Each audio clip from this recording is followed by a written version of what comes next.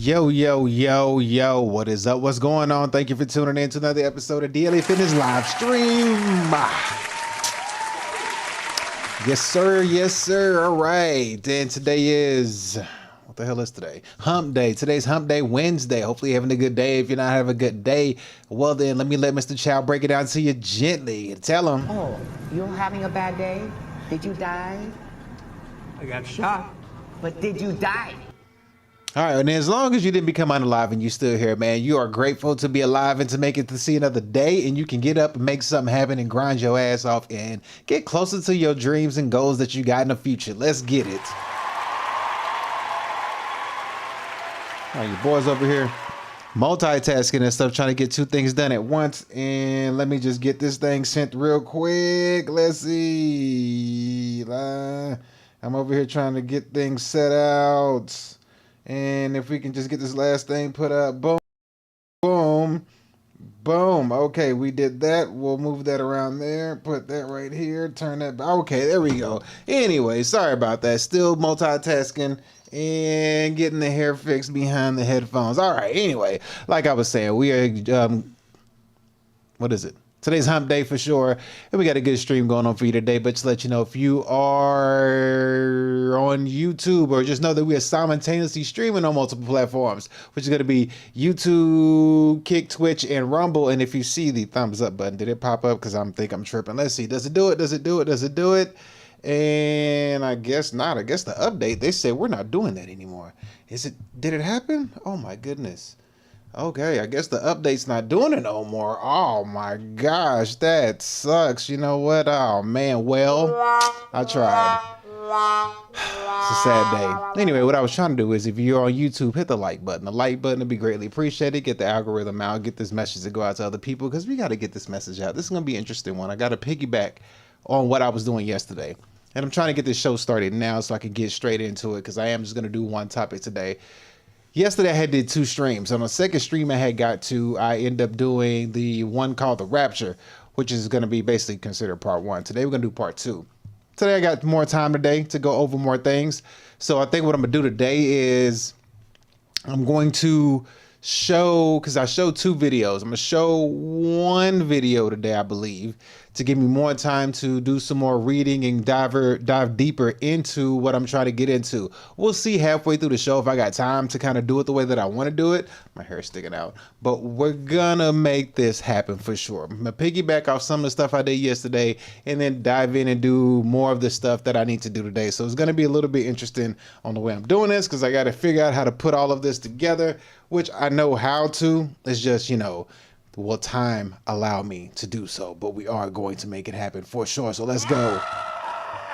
All right. So with that being said, let's see. We're going to go ahead and dive into today's show, today's topic, today's main thing that's going on today. And why is my stuff not showing up the way it's supposed to? Am I tripping? Is something wrong here? Where's my other? Oh, okay. There it is. I feel like I dropped something. Is something missing? No? Am I just tripping? I think oh, there it is. Okay, got it. Got it. All right, there's a lot of things going on today because we had to get the show started, but nonetheless, the show is starting, and we are going to get straight into it. So we're going to talk about this whole Rapture thing that went down a few days ago from the crazy people on TikTok. And we're going to start off with the culprit that started it all. I mean, at least I think it is. That one black dude over there, the African, I think, dude who was in there talking about, God tells me that that he let me know the rapture is going to happen on September 23rd. And I was like, this nigga is tripping. Like, oh my goodness, what is he on? But we gonna see exactly how that went down. We're gonna watch a few people play out some things, and then we're gonna go and dive deeper into it. But he was adamant. He was for sure. He got the word. He got the call. He got the cue. He was like, the man upstairs, he done told me what to do, what time it's gonna happen. He said he even had to question him back. Like, I did my part. I was like, bruh, you wildin', G. You think you're gonna be doing all that? He was like, okay. Now, I don't know if he need a paycheck or whatever the case is, but he was very adamant, and I guess he got the people on TikTok believing him. I don't know. I just know I see people on the old TikToker, and they talking about a Rapture, so I'm going to have to put my spin on it to give you a better understanding, because it's a lot deeper, and I was going into some of that yesterday, but I need to actually tackle it hard today like I wanted to, because I didn't get to get deep into it like I wanted to yesterday, because just didn't have the time to, and a lot of stuff was going on. But now, got time to get into it, to kind of break some stuff down to you, to make you think, like Dane Calloway say. I'm here to make you think. I want to make you think and look at things from a different perspective, because people don't, a lot of people don't like to read outside of what they believe in. They like to keep all the information here, and they're like, no, you can't stray from this. The only way to do things is you just can't. It's the only way. And it's like, nah, not really. There's more than one way to skin a cat. I'm sorry, but you know what I mean. And again, that's everybody sees things differently. I'm the type of person where if I have something here, I always will try to go around and look at all the other sources I can get and see if the source ties back to this. That's just how I am. And some people are like, I don't gotta do all that. I know it's here. And it's like, I guess. I mean, I feel like I'll have more understanding than you will, because I'm not afraid to step out and get more understanding and more insight. That's just me. But yeah, there's that. So anyway, we're going to stop ranting. We're going to stop talking. We're going to dive right into this topic, because I need to get straight up on this. Hey, what are you yapping about? Marie Smith. I'm yapping about the topic that I'm going to cover today. If you saw on the thumbnail, where are you at? What are you on? What platform are you on? I'm trying to find you. Maria, where are you going to kick? I am yapping about the topic I'm about to go into today. So we're going to talk about the TikTok rapture that went down, or allegedly that happened. So we're going to jump right into it and get it started. And we're going to start out with this culprit right here. So this dude here is the one who I think kicked it off. And let's go ahead and let him, tell you that when everything go down. I'm 1,000,000% sure that the rapture is going to happen on the 23rd and the 24th of September 2025. But when you cross over straight from this Feast of Trumpets to our Gregorian calendar, it will put you on the 7th and the 8th of October. Now listen, to me who was asking God, where's your part? I did my part. I delivered the message. Why you didn't rapture the people? And then he said, days from now, I will rapture my church. So the video of this man, remember, this I'm seeing this video in the morning. So it was a confirmation to you that... It is a confirmation to me in details. In more details, let me say, because when God said to me, he didn't give me a date. When God said to me, in days I will rapture the church, I didn't understand. I even asked him questions, because we just passed the Feast of Trumpets. But the way God used this man, it clicked to me. I even have a headache, sorry. The detail. Yeah, sweetie, you have a headache because you know that you know bullshit when you hear it, because homie here is just telling a little fallacy he got going on. But let him finish. He got a few more seconds left. The details this man is presenting are now coming together in my mind, making sense when God said to me in the morning, in days from now, I will rapture my church. Remember, on a call, this man, I will admit, he says, okay. I've had enough, buddy. I've had enough. Jesus, you over here giving me a headache. I'm like, all right, fam, we get it. You just long-winded. Okay, we get it. You got the phone call. God called you on your personal cellular device, and he told you the secret that nobody else would know. All right, we got you. So there's what kicked it off. Yeah. You should be confused, because you actually should be confused, Marie. You really should be confused, because unfortunately that's what he's trying to do. He's trying to confuse you. So as you can see, Buddy here basically put it out in the air that he knew the day was going to come. He said September 23rd. Then he mentioned something about the way the calendar works, the Gregorian calendar and stuff like that. So it branches off over into like October or something. So technically we're in October. So, could be speaking too soon, or who knows, but whatnot. But that's what he says. So then you go on a little bit further, and you have people who, kind of took a serious understanding as to what's going on. Now, remember, this was supposed to happen on September 23rd.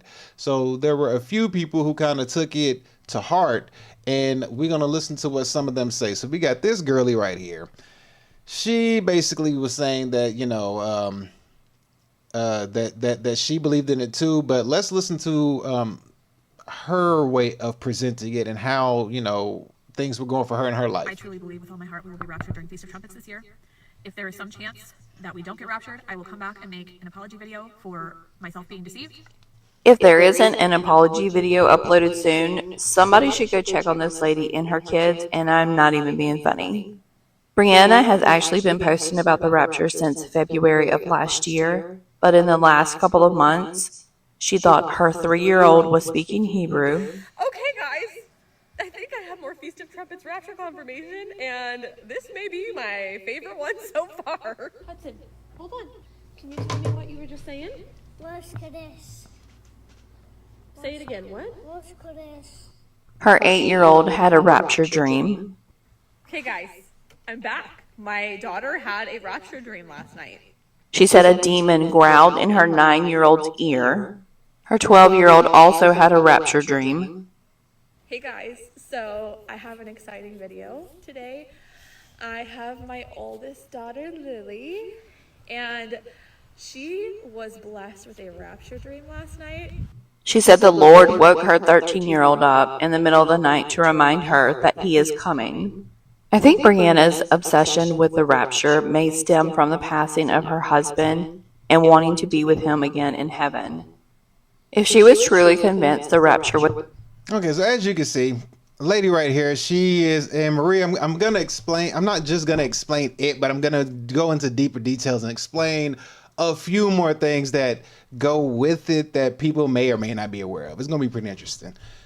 So as you can see, that lady there, she, you know, was kind of going a little bit crazy. She's putting the kids into it, and the kids were seeing, hearing things, and a demon whispered in the child's ear. And I'm just like, bro, you might want to calm down a little bit. Like, if a demon is in your child's ear, sweetie, go pray or something. Bruh. Like, that's just getting a little bit too much, you know. Don't let the demons get close to the babies. You got to pray that away. Come on now. Well, Maria, is it Maria? No, it's Marie. I'll show you. I'll break it down to you. So as you saw that lady right there, she had her situation go on, and you see she was basically speaking on it and everything else like that. So, you know, we saw what she was kind of having her way of getting an understanding of it. So then we have another lady here who is speaking on it, is saying that it's going to happen on the 23rd as well. Now, I don't know who started it, but, you know, I'm going to go my culprit of who started it, which I could be wrong, but I'm going to say that this the man that kicked it off. I'm going to give it to him. I could be wrong, but I'm going to give it to him. All right. And then this lady right here, whoop, all my people are wrong. Then I got this lady right here. Let's hear her speak on it real quick and let her talk. Hers is real short. So here we go. The rapture's on Tuesday. I've given away all my earthly possessions to the heathens that I know will not be coming with us, the chosen ones. I've already transferred the deed to my house. I just need to give this car away. None of this material stuff is going to matter on Tuesday, the 23rd, when I get raptured. And I just want to say, it's not too late for you to be a part of the rapture. Okay, so as you see, she's done sold her things and gave her stuff away allegedly. And I always wonder, like, how come I couldn't get the keys to your car when you was giving it away? You know what I mean? Like, I would like to have the keys to your car when you start to sell everything and give everything away. Because, I mean, I, for one, know that nobody going to know the time or hour, when, or if it does happen. Nobody knows when it's going to happen or if it does. But for some reason, she's adamant as well on September 23rd it's going to go down. So she went ahead and sold all her stuff.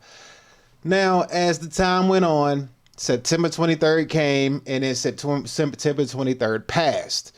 And I guess, according to some people, nothing really happened. So we got a few people here who, after the date happened, had something to say about what didn't happen, but believe that something still may happen. So we're going to let this lady talk about what happened after September 23rd. So time's done passed, and now we got somebody here who's going to tell us that it's still on. It's just, the timing was off. Let's check it out. Back on, and you might think that the pastor who gave the original prophecy that it was going to be on September 23rd was wrong, but you would be wrong because he was actually right all along. And I know what you're thinking. How could that be? You did not see any bodies flying towards the sky on September 23rd. Well, it is because we were using the wrong calendar. Jesus doesn't know that we changed our calendar, and we should have been using the Julian calendar because that is the calendar that they used back in the day. So it is now rescheduled to October 6th to 7th. That calendar is behind by 13 days. Now, Percy is very relieved because he was very stressed out about this. He thought that God had spoken to him directly and that it was going to be on September 23rd, but now it all makes sense. And he is not alone. There are a lot of people who are coming back online and saying that they are sure this time. Because when he was on the earth, the Julian calendar was the calendar they followed. So he is going to come back on the Feast of Trumpets on the Julian calendar. Here's where I have some disappointing news. The guy that sold his car and said that he was no longer going to talk about the rapture publicly. Okay, sweetie. We get it. Good Lord. Okay, so according to her understanding, we forgot to call, or somebody forgot to call Jesus to tell him that we switched calendars. We forgot. So Jesus don't know that we switched calendars. Jesus, he wasn't aware. They didn't make it aware to him that we switched calendars, so he missed the 23rd of September. So it's not his fault. It's our fault that we forgot to tell him that we switched calendars. So far we still in the clear, okay? All right. We still in the clear. So Jesus does not know which calendar we're using.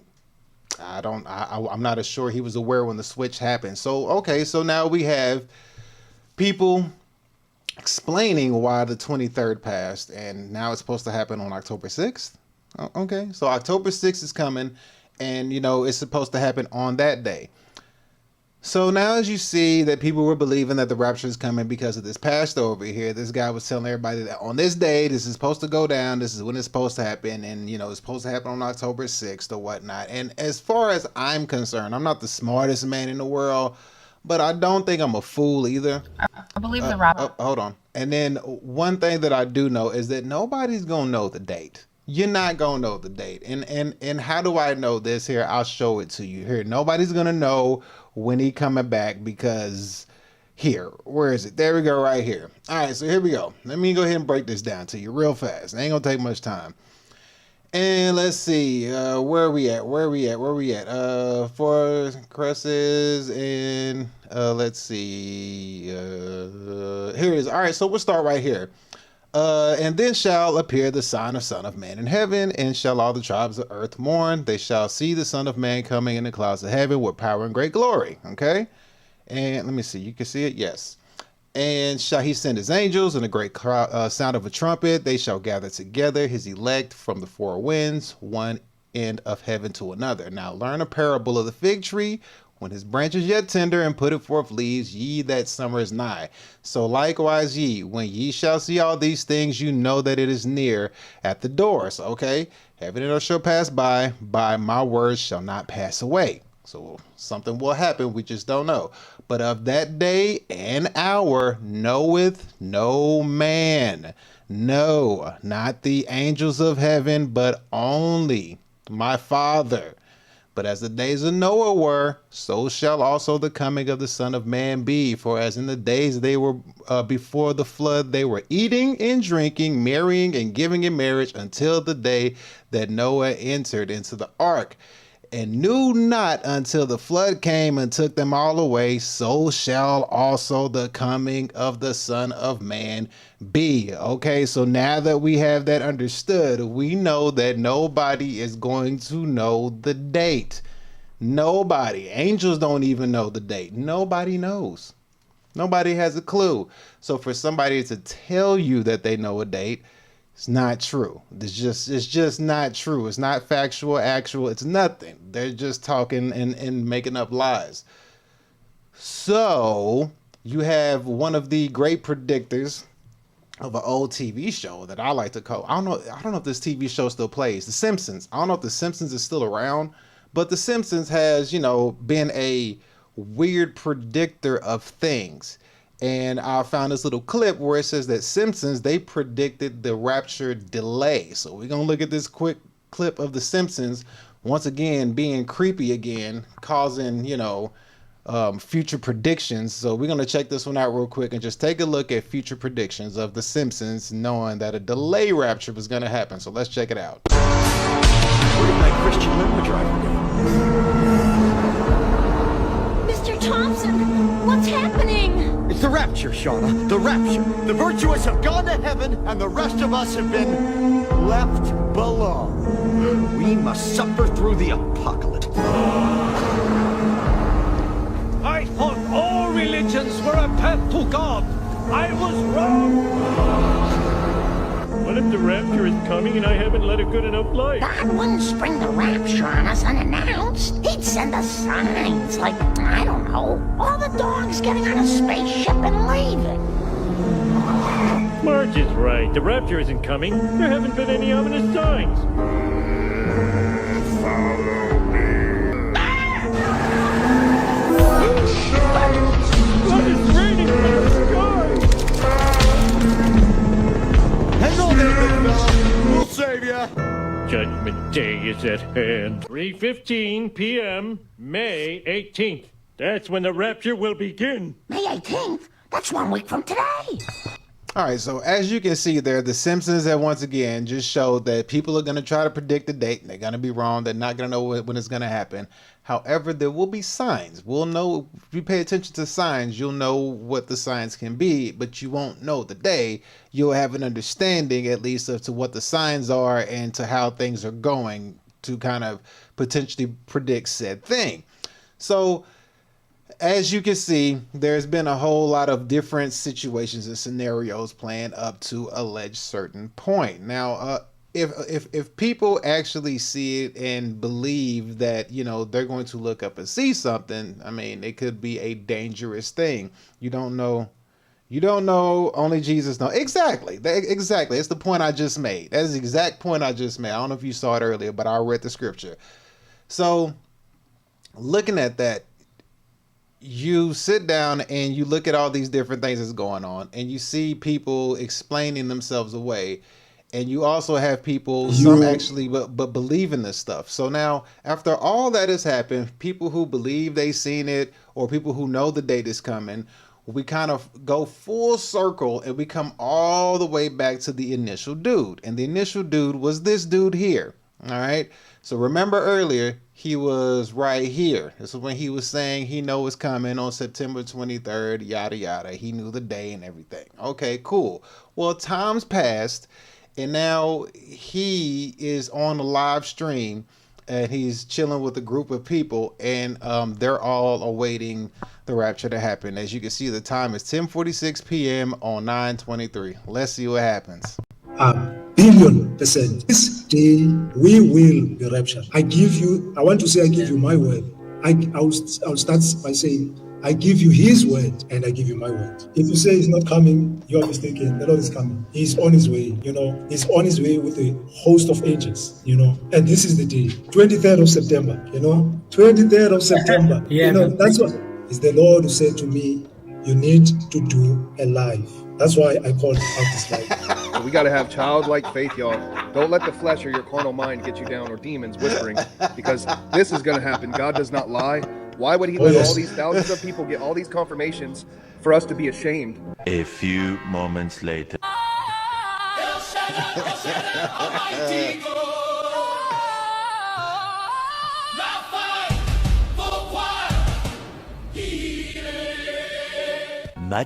Much later. I don't know. Let me say. 6 hours, 6 o'clock. Do you want to? I don't know. Do you feel like taking a break? I wonder. I wonder how God works this out. But what I know is the 2 days. But I wonder how he works this out, like in terms of the minute. He knows the minute and the second, because at any second, You it's want to know going what to I happen. think? One eternity later. Thank you to everyone for joining us, and thank you for your service to our Lord Jesus Christ. Thank you so much, and may God bless you. See you tomorrow. See you guys. I'll keep you guys updated. Please keep waiting with us. He is coming. Please keep waiting with us. He is coming. 23rd, 24th. One of these 2 days, the Lord knows. Thank you. God bless you. All right, guys. Okay, so as we saw, the 23rd, and then he changed it to the 24th. Oh boy. All right. Okay, well, unfortunately, that didn't work out too well. So the 23rd didn't work. So he said the 23rd or the 24th and all this. And he also said, that God told him, or God or Jesus, I don't know which one he said. He said that he told him to do a live. So he was on a live because he was instructed to do so, because he was aware that the rapture was about to happen. And I'm like, bro, that's really dangerous of you to be outside doing some stuff like that. Like, you can't be trying to fool people like this, because unfortunately some people actually believe you. They will actually be foolish enough to believe you. Now, unless he a demon playing his part, then I guess he's doing the right thing. But you gotta be careful leading people astray, because I mean, that's just not cool. You can't be doing that. Now we're gonna look at one person over here. This girl took an actual funny she actually took a funny twist towards the rapture. I'm gonna play her real quick, because she said that her neighbor is believing that the rapture was going to hit on the 23rd, so she had something in stored for them. So let's check out what this girl did for her neighbor who thought the rapture was coming on the 23rd. So here she go. My neighbor thinks today's the rapture.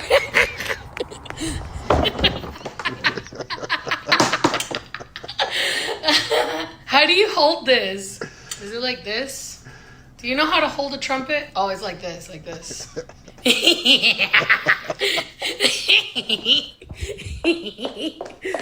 Should I? I'm gonna do it in the front yard. This lady's stupid. My neighbor thinks today's the rapture. I'm gonna put you on this tree. Hang on. I don't know how to use it. This idiot.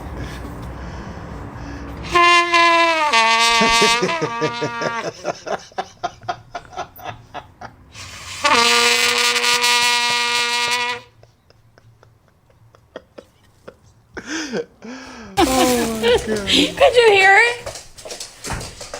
Okay, that lady ain't got no sense. I thought that was pretty funny for her to do. That was actually that was a good idea to do to your neighbor. It's like, come on now, you know better. You know better. You know that that's not how this works. So hopefully their neighbor didn't run outside and act a fool. So as you can see, some people took a stab at it, thought it was funny, while others took it seriously and really thought the thing was happening. Now, here's the thing.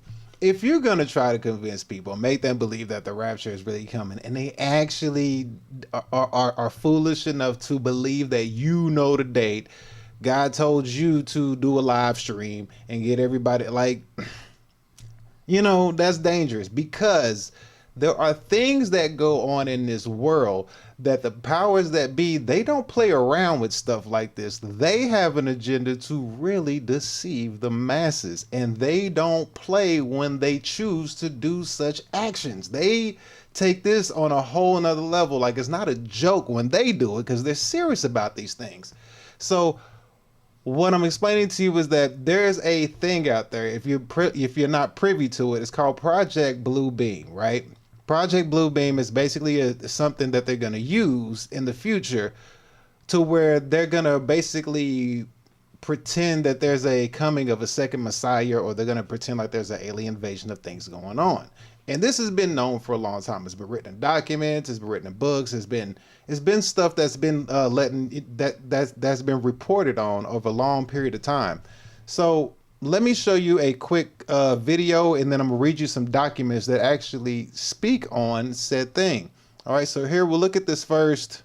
I hate to use a TikTok video, but I'm gonna look at this first video real quick to kind of give you an idea of what Project Blue Beam is. And like I said, it is a I guess you can call it a technological weapon, a technology weapon that the powers that be will use to fool people into the second coming of Christ. And they're going to, make people believe that it's true. And for people who believe such things like the rapture, and they believe people who said they knew the day, if they go outside and actually see something happening like a second coming of Christ and they believe it, they're going to be fooled.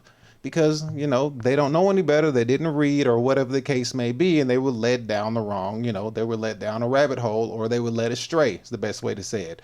So let me show you exactly what this is and what I mean about Project Bluebeam. If you don't know, let's get a crash course. So here we go. Have you heard of Project Bluebeam? Some believe it's the most chilling conspiracy of all time. The theory claims that powerful groups are preparing for a staged alien arrival, not with real UFOs, but with advanced holograms and satellites that could project massive ships in the sky.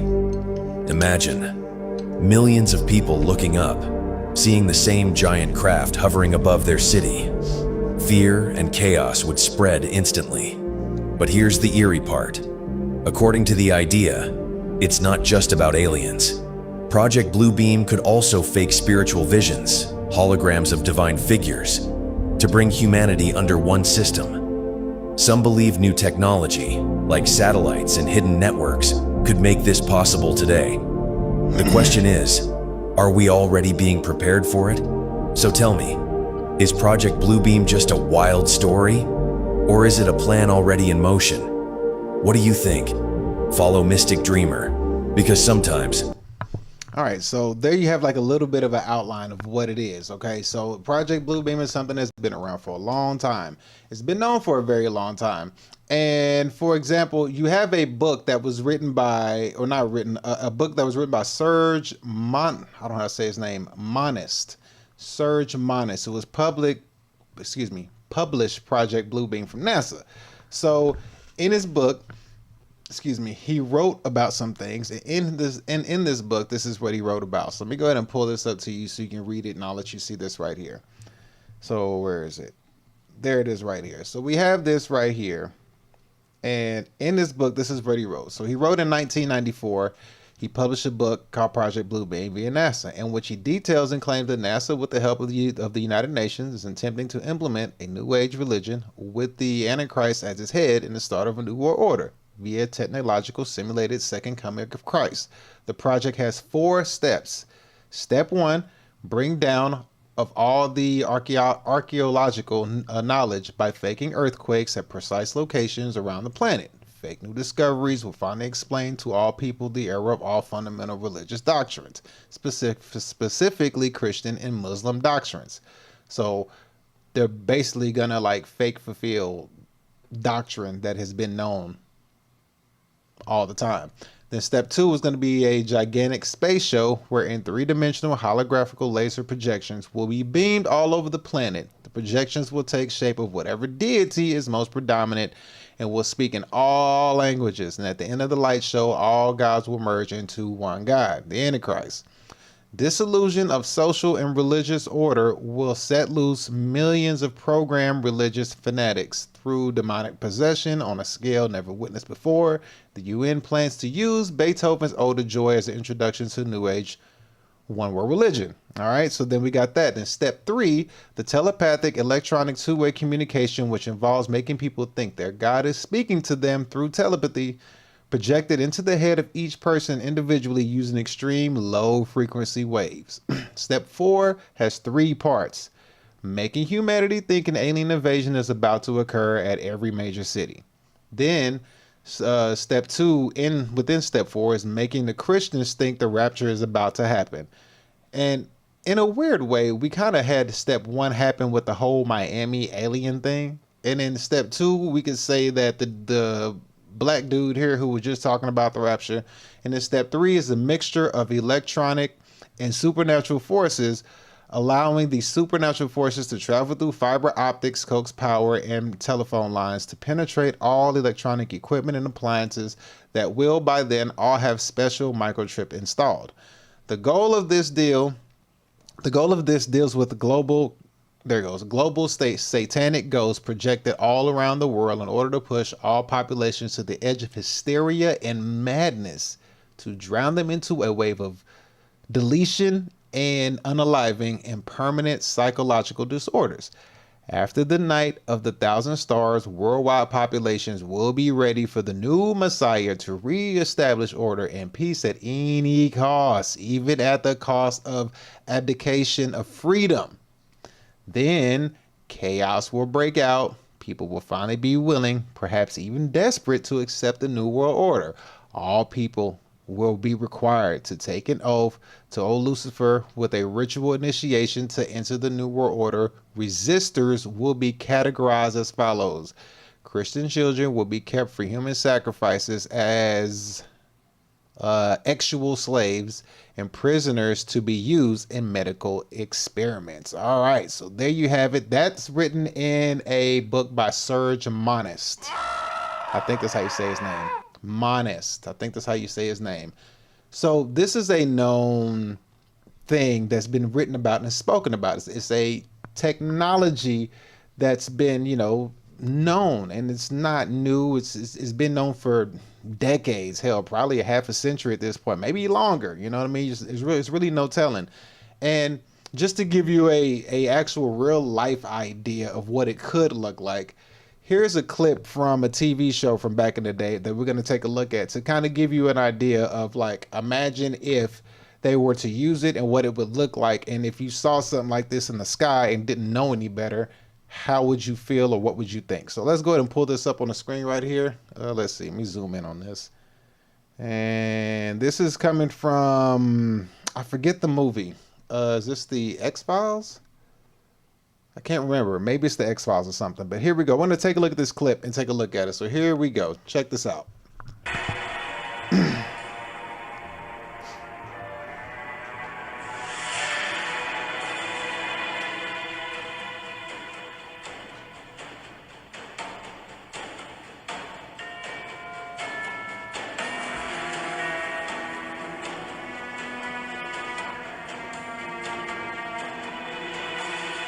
The Blue Beam Project marks the beginning of total population control. This delusional project aims to stage a large-scale fake extraterrestrial invasion worldwide, with UFOs visible in the sky, and to introduce a fake god to save humanity from this invasion.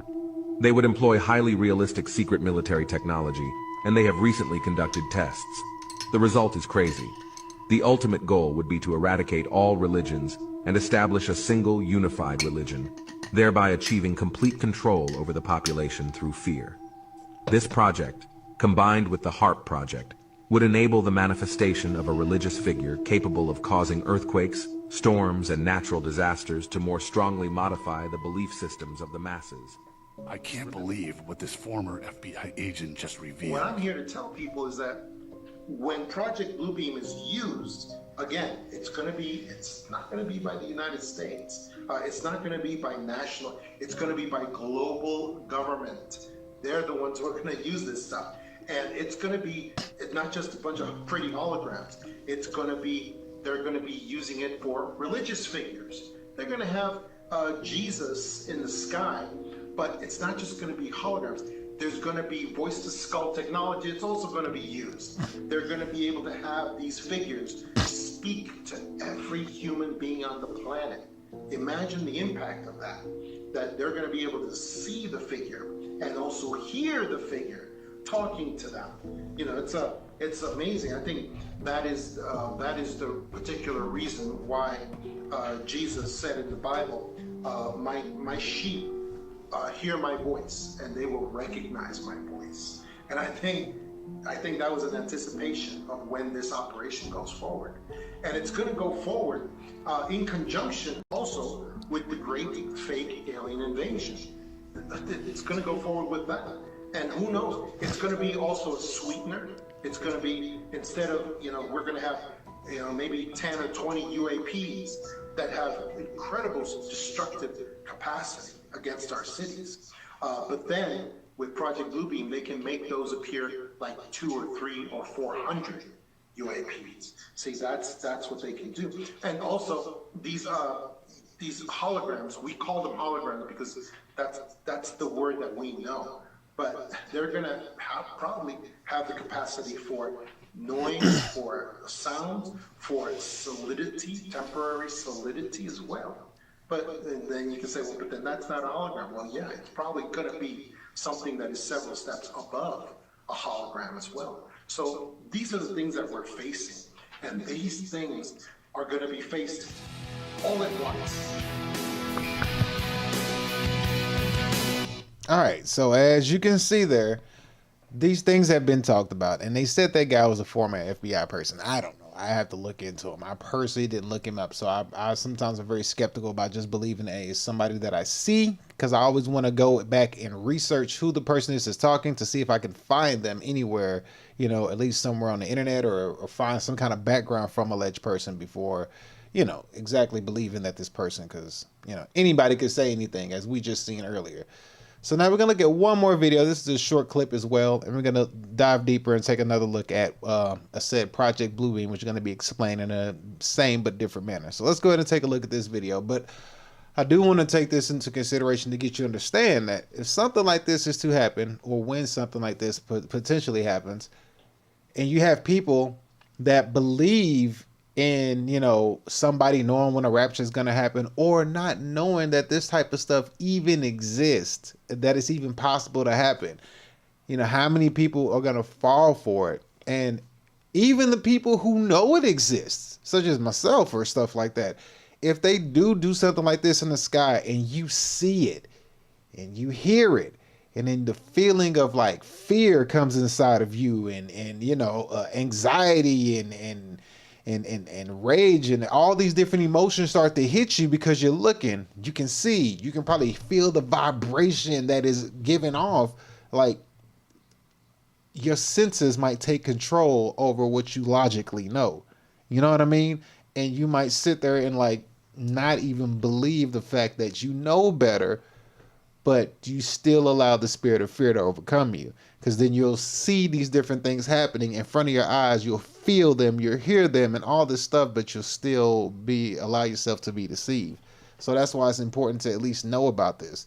And even if like I know something about this, I can't just like allow it to like for me not to go out and say it. I at least got to bring it to your attention, especially when you got a dude out here running around telling people that the rapture gonna happen on the 23rd. Then when it don't happen on the 23rd, he changed it to say 23rd to 24th. You know what I mean? So I'd have to bring it to the forefront to at least say that, look, I tried to tell people, whether they listen to me or not, that's on them. I did my part. So here we go. Let's check out this next video. It's going to explain some more about Project Bluebeam. Then we're going to go on to the next thing. So here we go. Did you know there's a conspiracy theory that claims governments plan to use holograms in the sky to fake the second coming of Christ? It's called Project Bluebeam. The idea first surfaced in the 1990s when a journalist named Serge Monast published his research claiming NASA and global elites had a plan to stage a massive deception in order to unite the world under a single government. According to him, the project would unfold in carefully planned phases. The first step, a rewriting of history through discoveries and archaeological revelations that would make people question their faith. The second, the skies lighting up with massive holograms, not just of one figure, but of many. People in the West might see Jesus, in the East perhaps Buddha, in the Middle East maybe Allah. Different cultures would see their god or prophet all at the same time, projected with advanced technology. Then comes the psychological part, voices projected directly into people's minds through something called V2K, or voice-to-skull technology.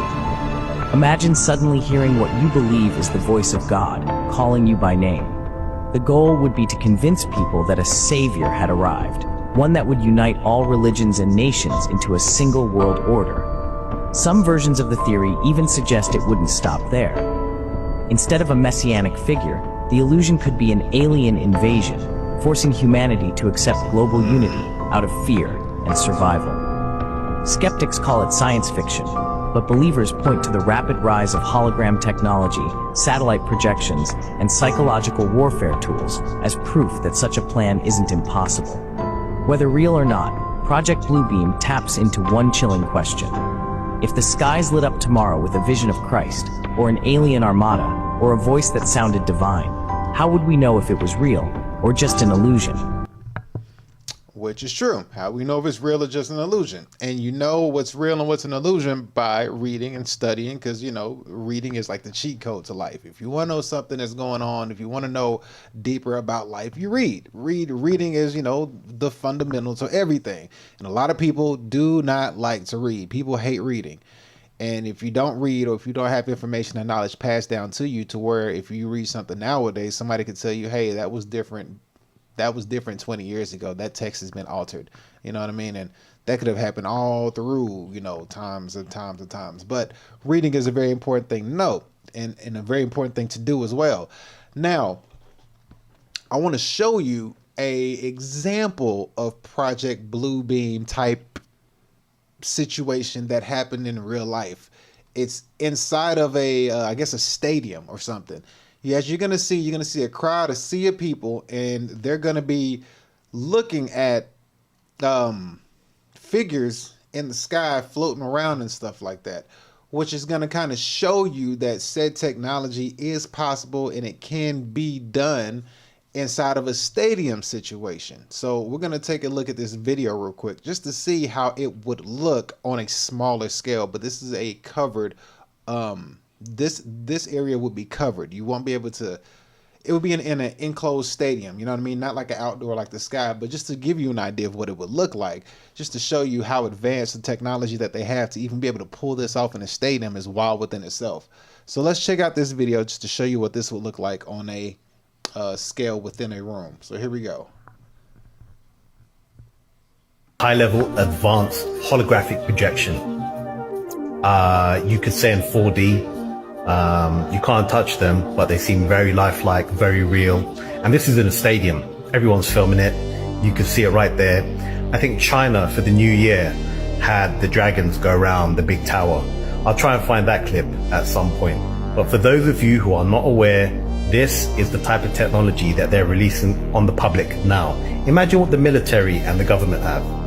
I wouldn't be surprised if they tried to do a hoax or some sort of world hoax to scare us into giving up our freedoms and security, and they'll protect us as long as we release our freedoms and our rights.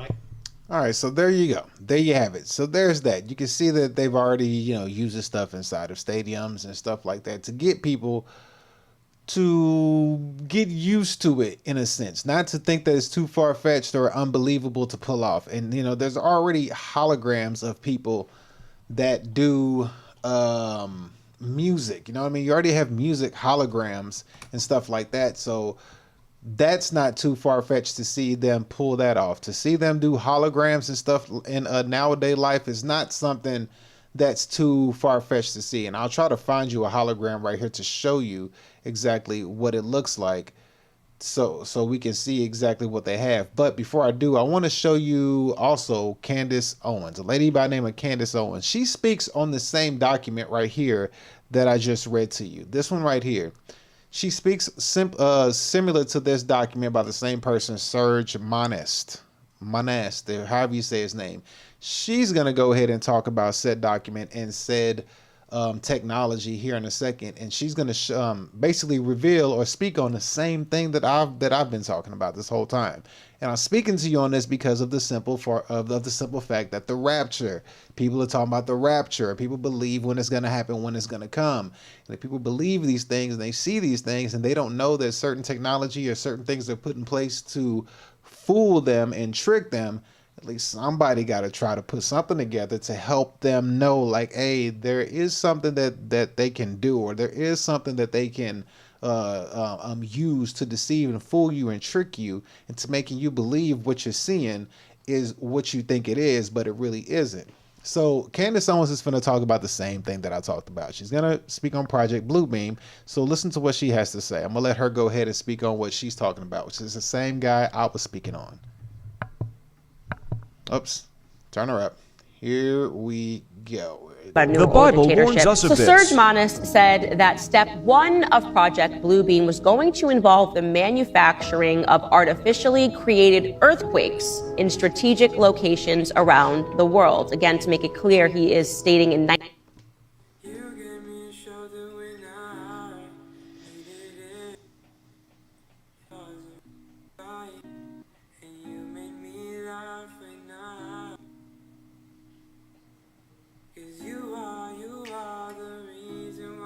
The second step, he says, was going to involve a giant show from space. Essentially, they were going to use three-dimensional optical holograms that were going to project holographic images to beam across.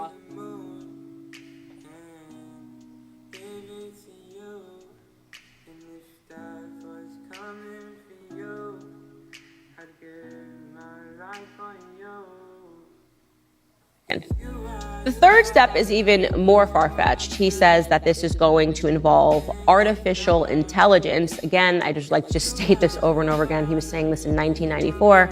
Artificial intelligence that was going to be able to use mind control to reach people inside of their minds. And this was going to involve rays from satellites that are being fed memories from our computers that have stored massive data about every single human being on Earth.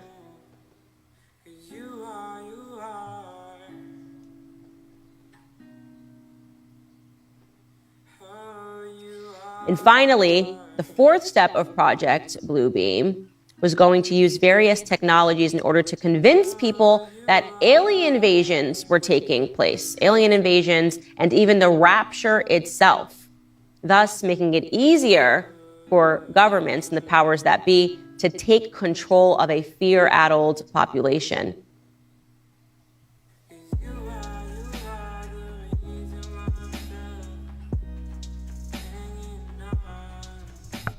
And we have right here Matthew chapter 7 verse 15 through 20. Beware of false prophets which come to you in sheep's clothing, but inwardly they are ravening wolves. Ye shall know them by their fruits. Do men gather grapes of thorns or figs of thistles? Even so, every good tree bringeth forth good fruit, but a corrupt tree bringeth forth evil fruit. A good tree cannot bring forth evil fruit, neither can a corrupt tree bring forth good fruit. Every tree that bringeth not forth good fruit is hewn down and cast into the fire. Wherefore, by their fruits ye shall know them. All right, so this right here gives you your reminder of knowing if someone has good or bad intentions. You will know them by the fruit that they bear, okay? So she literally is reading this thing that I just read to you right here. I read this exact same thing to you right there. She said happened in 94. There's 94. There's Serge Manis, or Manis, whatever you want to call him. He's implement a new age religion with the Antichrist as his head and start a new world order via technological stimulated second coming of Christ. The project has 4 steps. She named 4 steps. Breaking down all archaeological knowledge by faking earthquakes at precise locations around the planet. 2, gigantic space show. 3-dimensional holographic laser projections will be beamed all over the planet. Projections will take the shape of whatever deity is most predominant and will speak in all languages. And then, what is it? A dissolution of social and religious order will set loose millions of programmed religious fanatics through demonic possession on a scale never witnessed before. Number 3, telepathic electronic two-wave communications, which involves making people think their God is speaking to them through telepathy, projected into the head of each person individually using extreme low-frequency radio waves. And so over time, this has changed.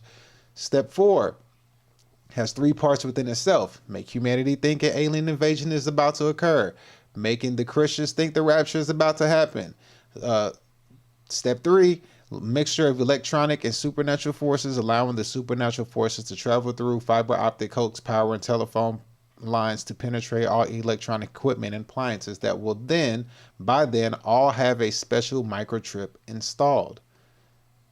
The goal of all this deals with global satanic ghosts projected all around the world in order to push all populations to the edge of hysteria and madness, drown them into a wave of unaliving and self-deletion, and permanent psychological disorders. Fear, in other words, hella fear, like some fear you ain't never had in your life. That's the whole purpose. Fear. It's to scare you into submission. Fear. After the night of 1,000 stars, worldwide populations will be ready for the new Messiah to reestablish order and peace at any cost, even at the cost of abdication of freedom. So this is all it right here. And the chaos will break out. People will finally be willing, perhaps even desperate, to accept the new world order, and all people will be required to take an oath to Lucifer with the ritual initiation to enter the new world order. Resistors will be categorized as follows. So if you resist, this is how they categorize you. Christian children will be kept for human sacrifice as prawn slaves. I'll say it like that. And prisoners to be used in medical. They already have the people who are going to stand firm and stay true to their faith. They already have what they're going to do to them. They already know what they're going to do. Scripture tells you this as well. Whenever you deny the beast, you know, they're gonna try to persecute you. They're gonna try to, use basically force you against your will, or basically force you with death to make you comply to their world order. Now, looking at this has a bunch of different things going into it. And I tried to find holograms of different things. So I wanted to take a look at a few things that have holograms in them. So here's one right here. This screen is a hologram screen. Let me see right here. There it goes right there. So we have this person right here who has a hologram. Oh, this country. I don't know where this is. This is in China, where they have a hologram screen. And you can tell that it's real because somebody has their cell phone and they're recording it. So you can see that this hologram is real. Sorry, let me pull up on the screen for you real quick. So here, right here, you see this hologram right here. And just take a look at how this thing works. So as you can see right here, this person has their phone, and you can see the same image is being projected on their phone as it is in real time. And people down here recording and all this stuff, and everybody's looking up. Some people have probably seen this so much, so they're just walking by. But you see a lot of people here with their phones up. A lot of people got their phones up recording this. So you know that this is legit. This ain't a fake thing. And if they're doing this on top of a business, on top of a store, you know what I mean? They're prepping you. They're getting you ready, you know what I mean, to basically see, you know, how this can look. But just imagine when they take it on a whole nother level. You know what I mean? This is, to me, this is like they're testing it out. Like, hey, we need to test this out to see how this plays out. Like, is this really gonna work? Can we really fool them? Like, how good can we get this stuff to work? And that's just a test until they're ready to like really use it in the sky. Now, this one right here, I'm not sure if this one's a real or not. I'm not 100% sure, but I'm gonna show you this one anyway. So here's a hologram that's in the sky. How's it done? Things happening. All right, so here we go. I'm gonna pull this one up for you right here. And this is another one. I don't know where this one is, but again, I don't know if this one is true, but I'm gonna show you it right here. So as you can see, there's a hologram figure right there. And let's just take a look at this video.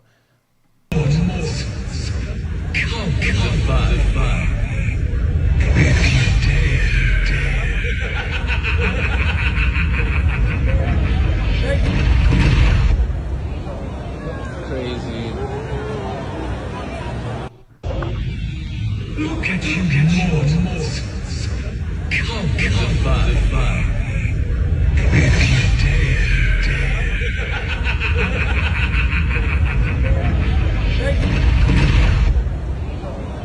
Crazy.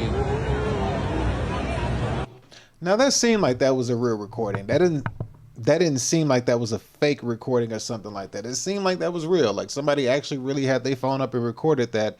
And I guess the people who have probably seen that thing play over and over and over and over again, they were just like, we done seen this fool say this over and over and over. We tired of seeing it. But it looked like an actual real deal, legit recording of somebody using holograms in the sky. Now, if that's how they can make it look in the sky now, just imagine like as time goes on, when they really try to get it to the point where they want to use it for, Because remember, every time that they show us something, anytime they give us something, any technology that we have, we're always like years or decades behind. We're never like up to speed. We always behind.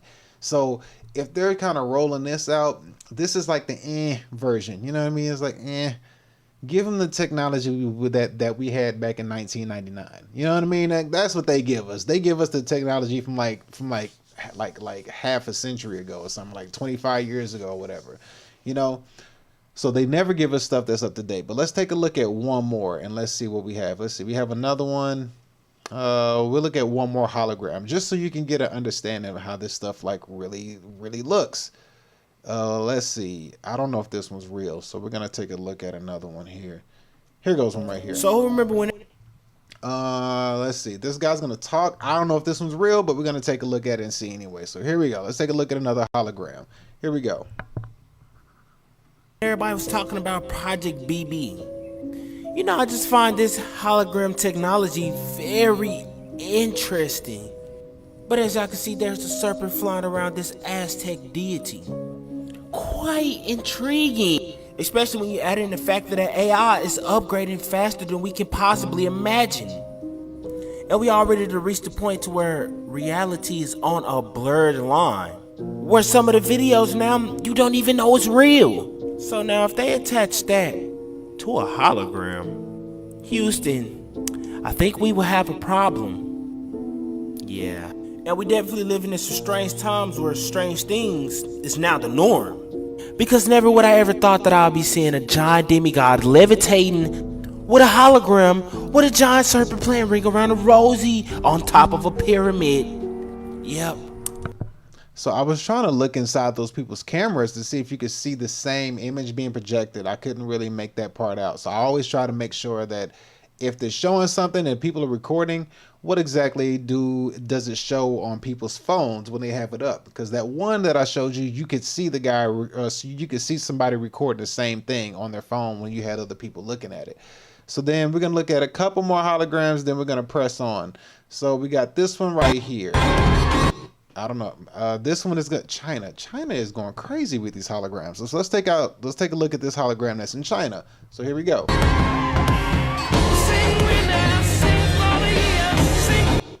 All right, let me go ahead and cut the music off because they might mess around and give me a copyright, and that's not what we want. So this is a 5D holographic billboard in China.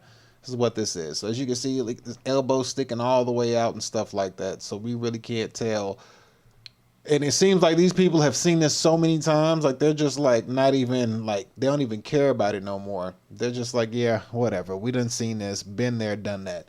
So people are getting used to it. But what happens when they amp it up and show it to you on a whole nother level? You know what I mean? On a whole nother level that people are not ready for. All right, so let's take a look at, let's see, where are we at? We got one more I'm gonna show you, then we're gonna press on to the next one. Where is it? Where is this next one? Do we have one more to show, or do we need to just move on now? I think I can find one more for us. I think I can find one more. Let's see. Is this one? Let's see. Hologram in the sky. Is this real? Oh, this one's real because I can see it in people's cell phones. Okay, here we go. So as you can see, here's a hologram here in the sky. You can see it in multiple people's cell phones. You can see it in their phones. So let's check this one out and see what this is. Hologram floating in the sky. This was from 2022. Somebody says it's not real, but I'm looking at it in other people's phones, which it's kind of hard to believe that it's not real. When I see it in that phone, I can see it in their phones. But let's take a look. Here we go.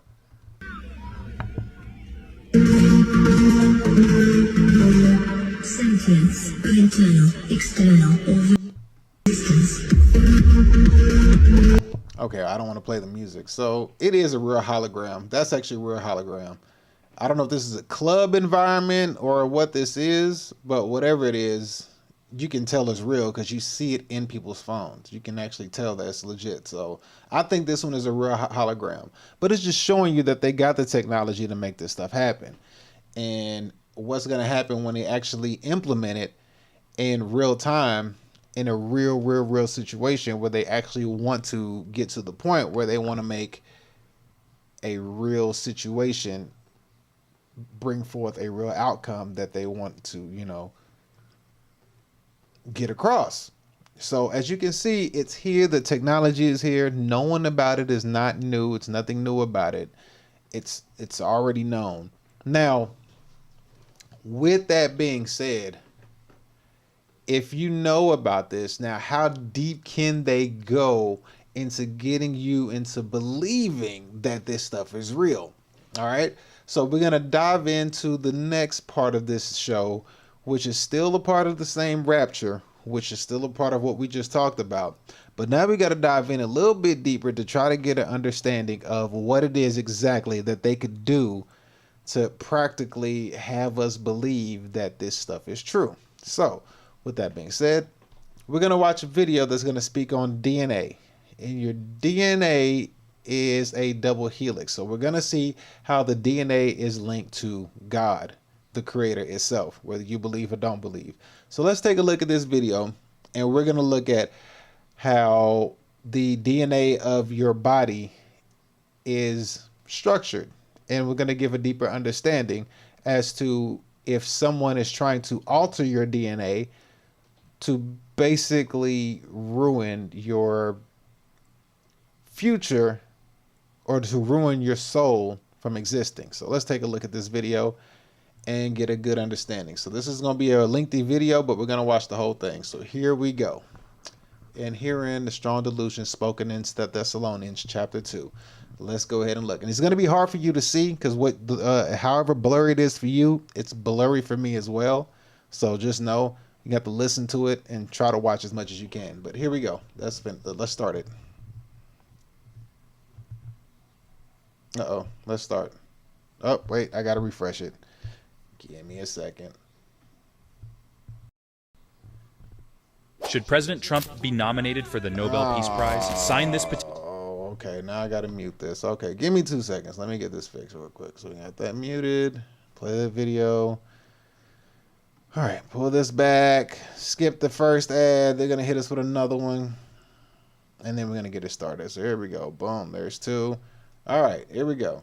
Oh, wow. We were way ahead. Are we at the beginning now? Let's see. They're not letting me play it. What's going on? What if I go back like this and then hit play? Does it start? Oh my goodness. They're not letting me play it. All right. Well, we got a problem here. They're not letting me play the video. What if I started from here? Will it play? No. Let's try this again. Oh, it is let me play it. I forgot that I muted the video. Stupid me. All right, well, let's try this one more time. Here we go. So I want to do this here. Okay, so right here is playing. But let's see if I rewind it, is it going to continue to play? That's the question. It's the $1 million question. Is it going to continue to play? So I'm going to unmute and press play. Okay, no, it's not letting me play the video. What is going on? Why is it doing this now? I think I'm hitting y'all with too much truth. Somebody trying to shut down the truth. That's what that is. They don't want this truth out there. Let's try this again. Okay, so this is weird. They let it play after a certain point, but they won't let it play from the beginning. That's very strange. Okay, I got an idea. Let's try this. I'm going to try to do this. Let's see if I can switch it over and then try to start. This is weird. They won't let me play it like this. So I'm going to try it like this. I'm going to try I'm not going to say what I'm going to do, but let me see if it works. Okay, and then can I start it over? Can I start it over again? There we go. Okay, we got it. We are rolling. So let's get it started. So here we go. Unmute and There's a scientist that was studying the human genome. Oh no. Every once in a while, something big happens. Good Lord. They got me again. Okay. I got it working. I just hit the wrong button. That was my screw up. Let's try this again. I know I look foolish over here, but we got to get this to work. All right, do this. Let this ad play, and then we're going to go into it. So hold on. Give me 2 seconds. The ad is about to be finished. It's done. Boom. Hit pause. Back it up. Zoom in. Get it good on the screen first. All right, we got it good. Can everybody see that? Yes, we can all see that. Let me zoom in a little more. Zoom back a little bit. And then I think I can hit play right here. Can't hear it. How about now? 5 years. And through much study and research, what he comes to the conclusion of is the human genome is made up of the DNA, the double helix, and each side of the helix has 72,000 genes, which combined makes 144,000 genes total in the human genome. Now, for those of you that know anything about the Bible, you know that's a number God uses. So that's a signature from God right there. That's his signature. And combined, they make 144,000. They're connected in the middle. It looks like a twisted ladder, you know, the double helix. Now, this new technology they come out with introduces the third strand. Through mRNA messaging technology, it actually breaks a strand and puts in a third strand, which creates a triple helix. Go look at the Queen ceremony. You'll see what she did. She kind of told the world what was going on. Go look at the lighting strand. The Queen, I forgot the name of the festival, but the Queen lit up the third strand of DNA. I mean a 3-strand of DNA, a triple helix. Anyway, so if you have 72,000 on each side of the double helix, on each side of the twisted ladder, there you have a strand that runs down the right side and one that runs down the left. One strand is the mom, one strand is the dad of that subject. And that's 72,000 per side. You add that together, you have 144,000, a signature from God, showing you are created. You are created by Him. Now you add that third strand, you've placed in now another 72,000. Now you have a triple helix. Now people say, well, this thing that's going around the entire world that everybody's choosing to get is not the mark. Well, let's look at that number. 72,000 per side for the natural genome is 144,000. Add the third strand in, it equals up to 216,000. The number of the beast is 666, or, as the Bible states, 600, 6. Now, multiply this. 600 times 60 times 6 equals 216,000. But I just wanted to run this theory he has in it by you lot and see what you think. See if you can debunk it, okay? In the book he says the end of days will be upon us when they start jabbing everyone, okay? This is back in 2013. And that what they are ultimately trying to do is alter everyone's DNA. It's all linked to changing what he says is God's original creation and creating a counterfeit, an artificial version of man, okay? He says here in the book that in the year 2000, and this is what the theory rests upon, okay? He says in the year 2000, he read an interview in Reader's Digest magazine, an interview with a certain Dr. Francis Crick. Now, who is Dr. Francis Crick? He is the guy who is said to have discovered DNA in 1953. It is said he discovered the double helix structure of DNA in 1953, Dr. Francis Crick. Anyway, it says in his book, he says in this interview with Reader's Digest, it says at the time the Human Genome Project was underway, Dr. Crick was asked about how many genes they had identified so far. How many genes in one person's DNA? He answered 140,000, and we expect to find 4,000 more. So this is in the year 2000. So basically what he says here is that the man who discovered DNA and the double helix said in an interview that humans are made up of, he reckons, 144,000 genes. Okay? I mean, if we can believe this interview. This is a very specific number. Now this is a famous number. This number is mentioned in the Bible many times. In the book of Revelations, 144,000 people. Many people believe that in the Bible this is the number of people who will be saved, or that number is mentioned with those that are sealed with God, the pure ones, while all the others will perish. For example, it says here, "Then I looked, and behold, on Mount Zion stood the Lamb, and with him 144,000 who had his name and his father's name written on their foreheads." It says in another part, "And he cried with a loud voice to the 4 angels to whom it was granted to harm the earth and the sea, saying, Do not harm the earth, the sea, or the trees, till we have sealed the servants of our God on their foreheads. And I heard the number of those who were sealed, 144,000 of all the tribes of the children of Israel were sealed." Okay, so you get the idea. 144,000. And the book of Revelations is quite significant. It's those that are saved. They are called virgins in another part. Maybe that means those who haven't been penetrated by an injection. Maybe. Who knows?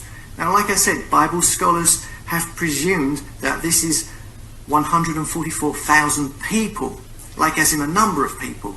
But what this guy theorizes in his book is that this 144,000 is an individual's number of genes, okay?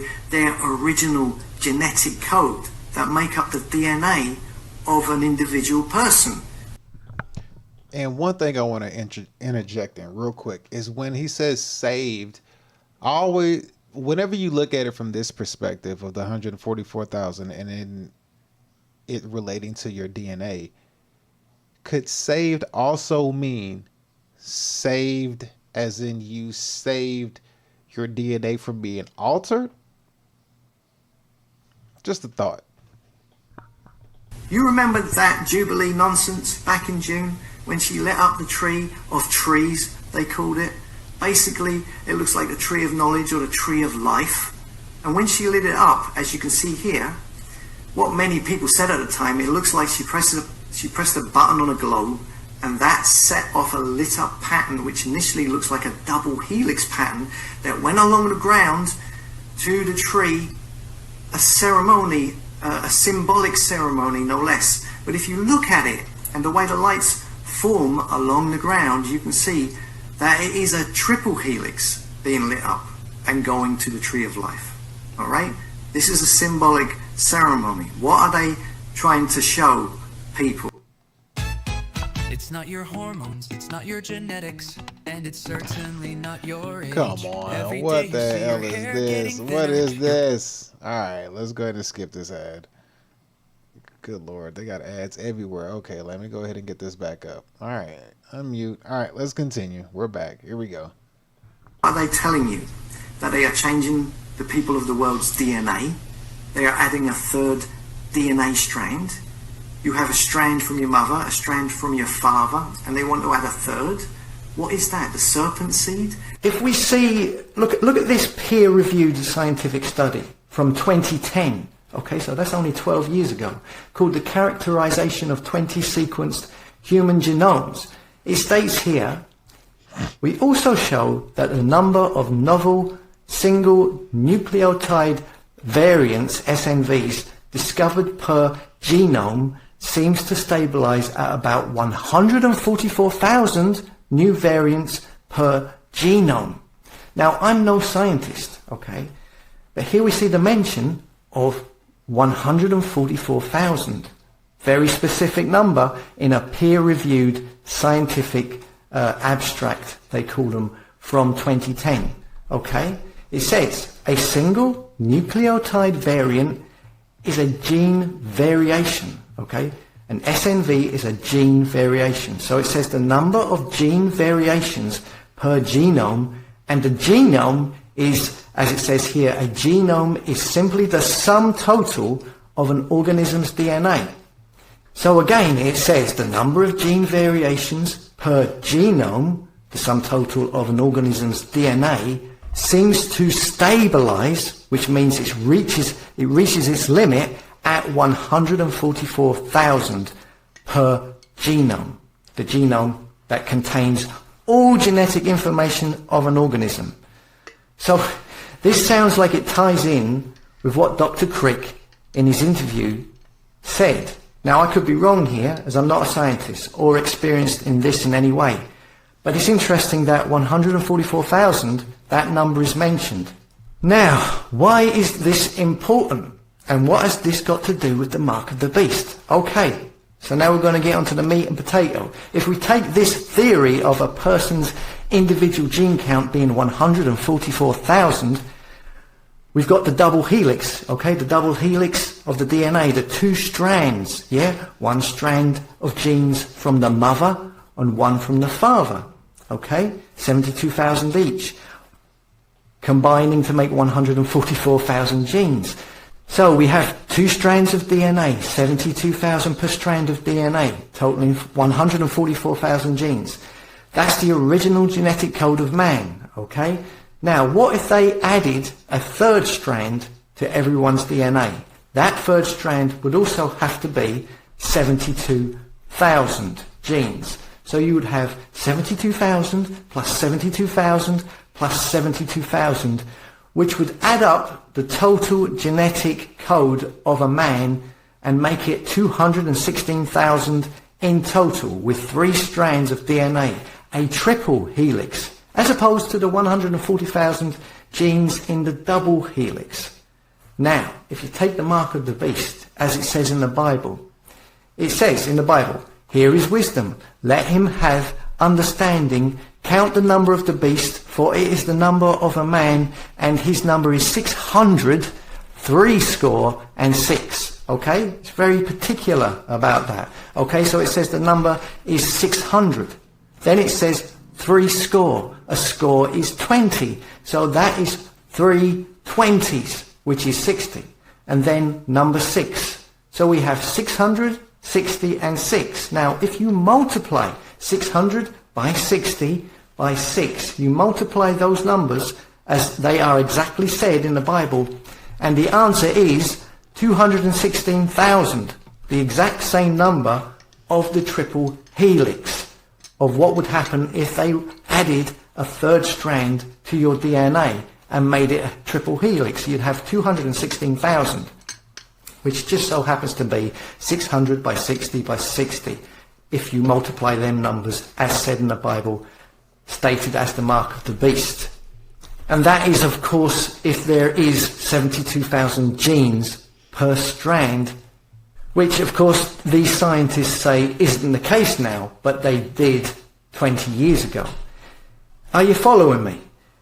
Is this what we are seeing now with all of these jabs? Are people having their DNA altered so they end up with a third strand of DNA, a triple helix, which is the number of the mark of the beast, because it's a counterfeit of the original genetic code from the Creator, from God, which is 144,000, a number which is mentioned in the Bible time and time again at the end of days that you need to have to be saved. They have been talking about triple helixes for a long time in science. Here is the New Scientist magazine in 1991. Here we see Science, a triple helix to cripple viruses, a technique to insert a third strand of DNA into the double helix of specific genes could be used to throw a spanner into the works of the cell's machinery. The American scientists who developed this triple helix or triple X technique hope to eventually cripple viruses in this way. Also, I couldn't help but notice that you remember the mosquitoes, the Bill Gates genetically engineered mosquitoes they released in Florida last year. Look how many they said they released. 144,000 genetically engineered mosquitoes. How strange. Here's another. 144,000 disposable masks to be donated to United Way's Facing Forward campaign. And there's more. It's a number they use a lot, especially with genetic stories. Are they trying to tell us something? So it sounds far-fetched to the average person who hasn't heard this before, but this is nothing new. But let's go beyond the rabies. Let's talk about people getting a flu shot or getting a avian flu inoculation. There's another very insidious disease, if you will, which is really a man-made disease. It's a biological construct called MERS coronavirus out of the Middle East. It's the Middle East respiratory syndrome. It's made its way into Europe to a certain extent, and eventually, because of air travel, it will reach around the world. It's another example of where inoculations or vaccines are being derived, or they're trying to derive for. That, again, I always like to go all the way to the end. What's the purpose? What's the goal? If you have a man-made or engineered virus, why was it created? Is it simply just to kill people? Well, that's one part of it, but if you go further and you go deeper than that, it is to get people to demand a vaccine, a shot, if you will, or a pill. Why would, if you're in a position of control and of power, of ultimate power, why would you want people to demand a vaccine? Well, it's because something's in the vaccine that you want people to then have as a part of their body. Well, what is in the vaccine that you want everybody to have inside their body? It is a DNA manipulator or modifier. I mentioned earlier third strand DNA. There is already, and you can find this on the internet, in existence, a third strand of DNA constructed of silicon. Again, we go back to the silicon chip in computers. The third strand is made of silicon and is also coated in gold.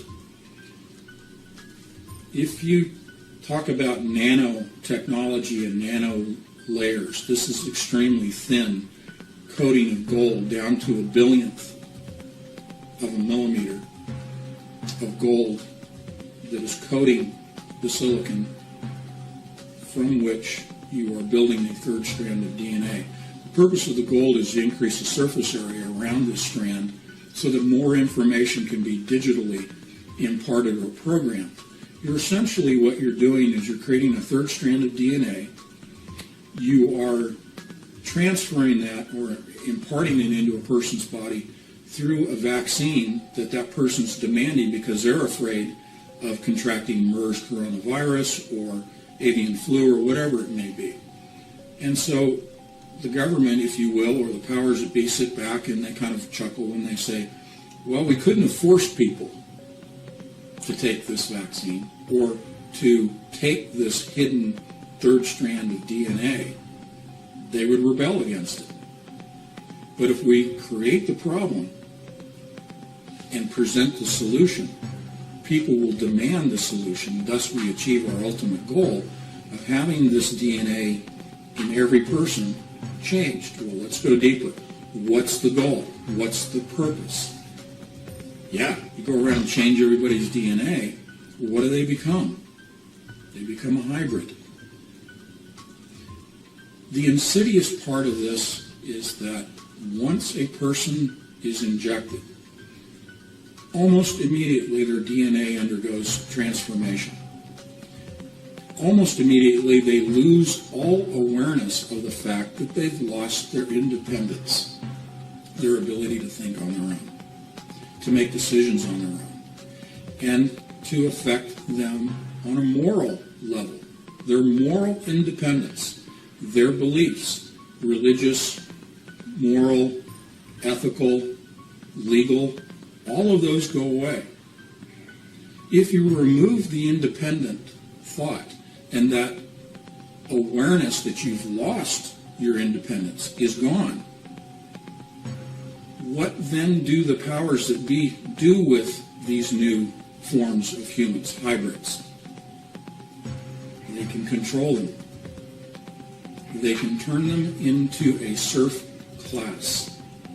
Not S-U-R-F, not surfers, but S-E-R-F, a class of slaves to serve the elite, to serve the Ray Kurzweils of the world who want to achieve immortality, but they need to have labor to manufacture, develop all of the technologies. And they have enough technologies now. The technology, the scientific world, if you will, has reached the level where they don't care about hiding it anymore. Their agenda is so far advanced, both politically, philosophically, their sense of morals, and technologically, that no longer are they worried about you and me as the serf class and the coming serf class. They're not worried about what we think. They're not worried about us rebelling. And in fact, we won't rebel, partly because right now we've been so dumbed down through a variety of mechanisms. But once people demand the virus and they truly are dumbed down to where they've lost that awareness that something's happened to me, now they can do what they want with us. They are achieving what I call the hive mentality, like a beehive. Worker bees, soldier bees, serving the queen. The queen, in my estimation, is this elite class that's in power, and it's not the politicians. Forget the politicians. This has nothing to do with Republicans, Democrats, Tea Party, Libertarians. It has nothing to do with political structure or classes. It has to do with the small group that is in control and has been in control since ancient times. There has been much speculation on who the 144,000 mentioned in the Great Book of Revelation are. Perhaps we have been looking at this all wrong. Here, check this out. The National Library of Medicine, article titled, The Characterization of 20 Sequenced Human Genomes. In this study, we see that the number of novel single nucleotide variants, discovered per genome, seems to stabilize at about 144,000 new variants per genome. This same article, in its entirety, can be found here. Look under, number of novel SNVs as a function of genomes considered. We learn that the number of new SNVs per genome appeared to level off at around 144,000 novel SNVs by the 15th genome. Exactly as 144,000 genes. Here, we see in this article called, Annotating Individual Human Genomes. Advances in DNA sequencing technologies have made it possible to rapidly, accurately, and affordably sequence entire individual human genomes. As impressive as this ability seems, however, it will not likely amount to much if one cannot extract meaningful information from individual sequence data. The article further states. It states that on average, each human genome may carry as many as 144,000 unique variants. Remember, it was Francis Crick and James Watson that was credited to the discovery of the double helix. Francis Crick was the one who stated there were 144,000 genes. Here, look at this article. What is life? A 21st century perspective, life is based on DNA software. We're a DNA software system. You change the DNA software, and you change the species. It's a remarkably simple concept, remarkably complex in its execution. That right there is the end game, beloved, to change the source code of life, creating an entire different species. Bingo, that is what they have and continue to do, is corrupt the source code of life by manipulating the DNA. They have removed Yahuwah's divine signature from every cell and thus have replaced it with Nephilim blood, thereby changes the human species to a beast. It's all here, beloved. Just open your eyes and see that the end game is the triple helix. These people have been tinkering and perfecting how to corrupt the human genome code for decades. Your DNA is a right-handed double helix, made up of these four things right here. And the helix is held together by sulfuric bonds that appear after every 10 pairs of nucleotides, every 5 pairs of nucleotides, every 6 pairs of nucleotides, and again, every 5 pairs of nucleotides. 10565, 10565, or in the Hebrew alphabet, Yod He Vav He, the signature of your creator, the signature of an artist under his painting, if you will. Now, the magic potion, if you actually read the patents, it is adding a triple helix, and is adding more of this, which comes from a meteorite or a fallen star.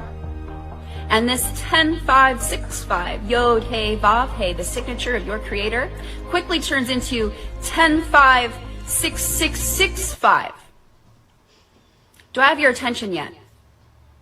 Your DNA is made up of 72,000 genome from your mom, 72,000 genome from your dad, equaling 144,000, God's perfect image, a very prominent number in the Bible. Now, these mRNA jibby jabs have the ability to go into the cell and break through its nucleus and reverse transcribe DNA into your cells. Okay? They are creating cDNA, complementary DNA, which is owned and patentable by these pharmaceutical companies.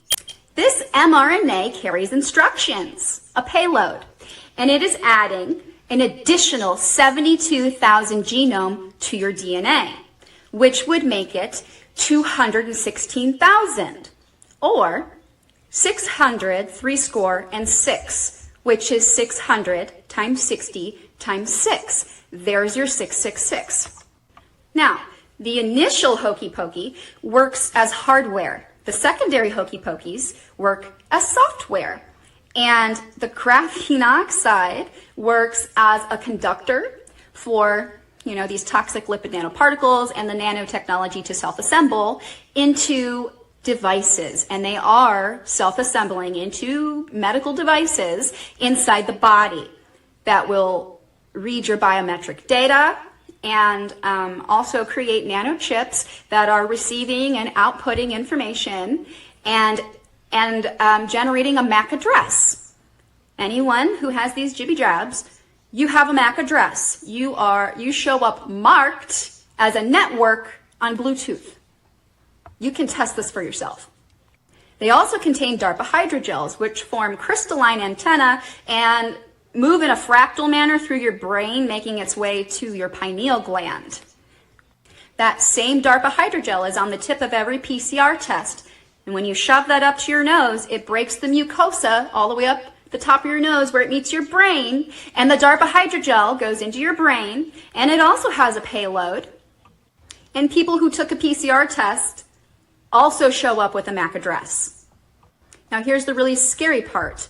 All of these structures that have been found in these vials under a microscope, the graphene nanoribbons, the DARPA hydrogels, the self-assembled nanochips, all of that, those same structures are now being found in literally every single kind of injectable that you can think of. The flu shot, heparin, monkeypox, polio, you name it, it's in there. They are creating human hybrids with chimeric DNA. We are in the days of Noah. Signal strength minus 82. This is the one. 15 paces. I told you. Just look around and you'll... Distance in meters 3.98. Look at that. Oh, here we go. I told you. I was right. All right. Now just distance to meters 3.98. So this yid is probably this yid is 4 meters or about 4 meters underground. Yo. Now just so the fact checkers can't fucking say nothing, right?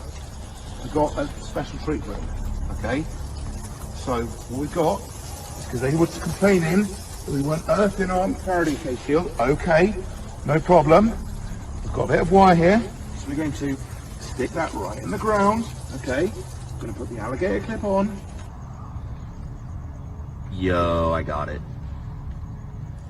Okay, you can see it very clearly. Distance in meters, 3.98.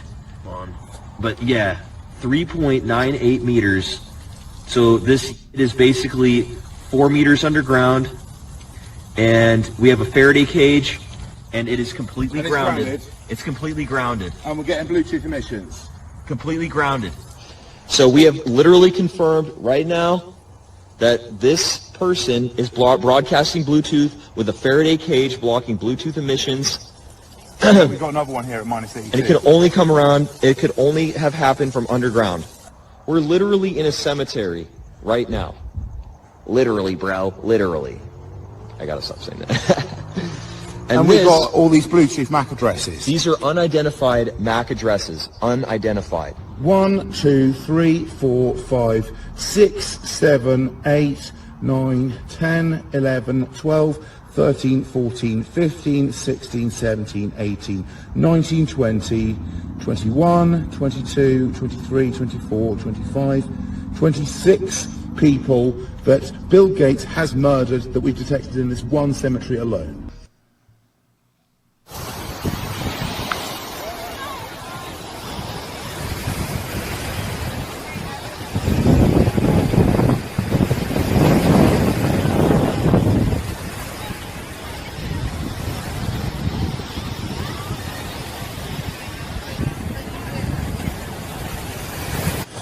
So today I want to take a look at this Bluetooth scanner, and many people are talking to me about a Bluetooth address and how the vaccinated people, they're giving off a IPv6 MAC address. So I want you to notice that on this scan we have many of these unknown type, unknown name, no unknown service, unknown vendor, okay? But then again, we have things like these two, which is like an actual device with a name and a special major class code, like 1024, and this one is 1024 as well. But with the unknowns, all of them, they are 7936. Okay, all of them, they're all 7936. All of them, they're 7936. So why is this the case? Well, let's take a look. Because some people say that it is possible that the unknown addresses are actually coming from phones, so, or other devices, and they're not actually from people. So let's take a look at this. Okay. This is the Bluetooth major device classes here. So as we saw before, the television and the headset speaker actually is 1024 here.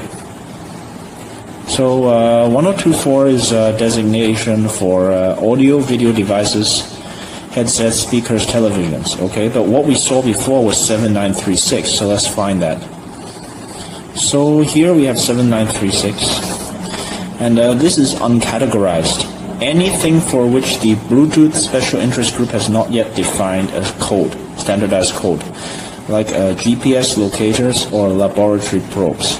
So wearable devices like the Apple Watch or something, there's 1792. If it's a toy, it's 2048. If it's an imaging device, it's 1536, like printer, scanner, camera, monitor. If it's an input peripheral, then like a mouse, a joystick, keyboard, graphics, tablet, etc., it's 1280. If it's an audio video device, it's 1024. If it's a LAN adapter, it will be 768. If it's a phone, like a modem or fax, including those things, it will be 512. And if it's a computer and PDA, it will be 256. So, and it's not miscellaneous because it's not zero. So what we saw right there was 7936, which includes GPS locators and laboratory probes. So you tell me, who has a GPS locator just sitting around everywhere? That's not in any of the other categories. What is the other possibility? There's no other possibility. I'm very interested to know why people continue to doubt and say, no, the vaccinated people, they don't have Bluetooth address, even though there's so much footage coming out of the people being scanned and a Bluetooth number coming up. Vous avez fait des tests antigéniques au PCR? J'ai beaucoup fait, ouais.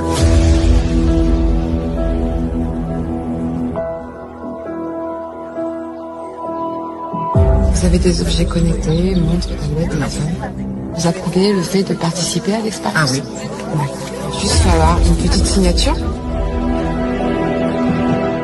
Et donc vous serez le numéro 8. essayer de trouver un endroit qui soit vierge de tout signaux.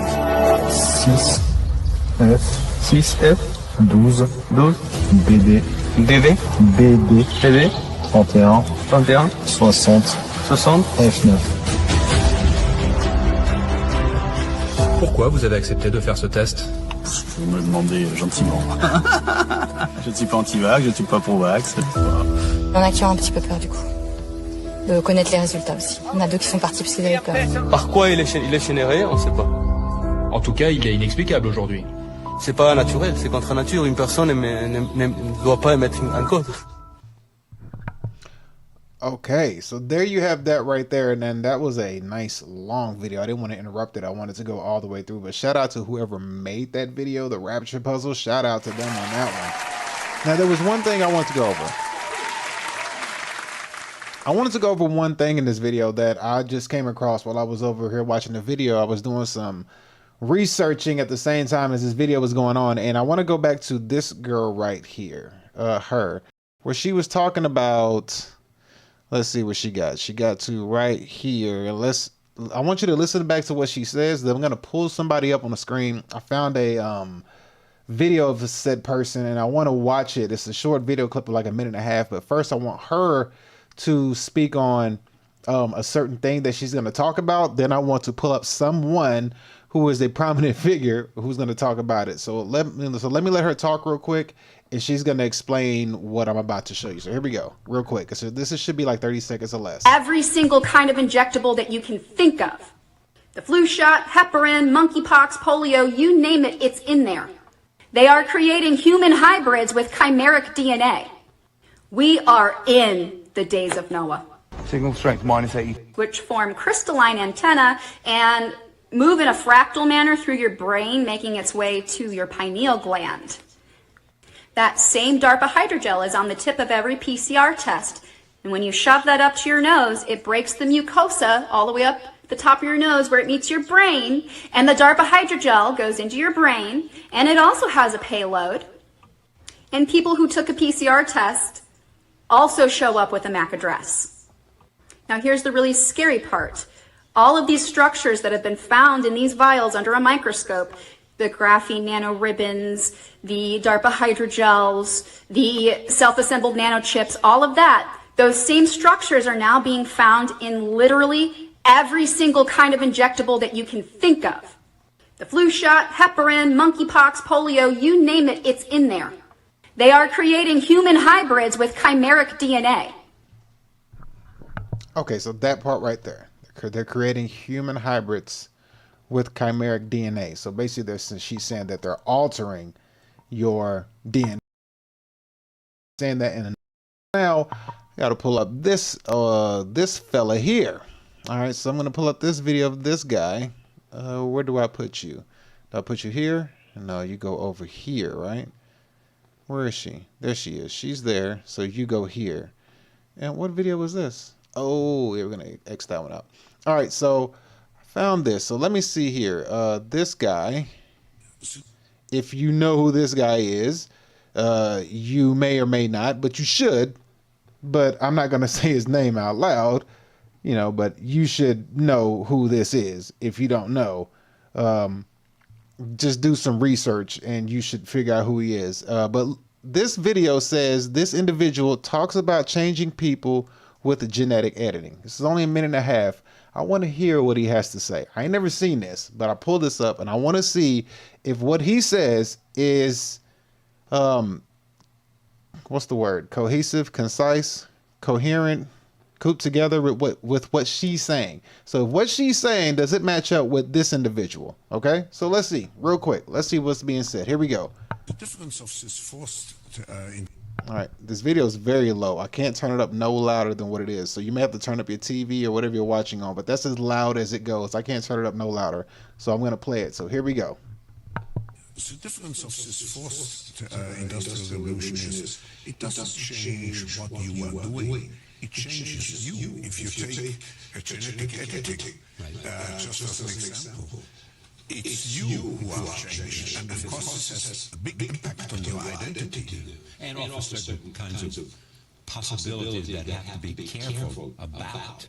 You know, when you begin to do that kind of gene editing, some people worry that you are changing what it means to be human. That's the problem. Of course, the new industrial revolution offers us many opportunities, but it raises manifold questions on the ethical, but even legal implications. And we have to be prepared for it, and that's what we want to do in Davos next year. Talk about technology and how the ways it can be deployed, that contribute to growth rather than exacerbate unemployment. How will that implement itself? It's a big question mark because there is a fear that technology, robots, just take over. You get productivity from machines. Exactly, and it replaces maybe the workforce or jobs faster than we can replace them with new jobs. I am not. Okay, wait, let me run this part back one more time. I don't care about the robots. Let me hear this real quick. So this part right here, he's speaking on the gene editing. Listen real quick when he brought it up. So here we go. For certain kinds of possibilities that have to be careful about. You know, when you begin to do that kind of gene editing, some people worry that you are changing what it means to be human. That's the problem. Of course, the new industrial revolution offers us many opportunities, but it raises manifold questions on the ethical, but even legal implications.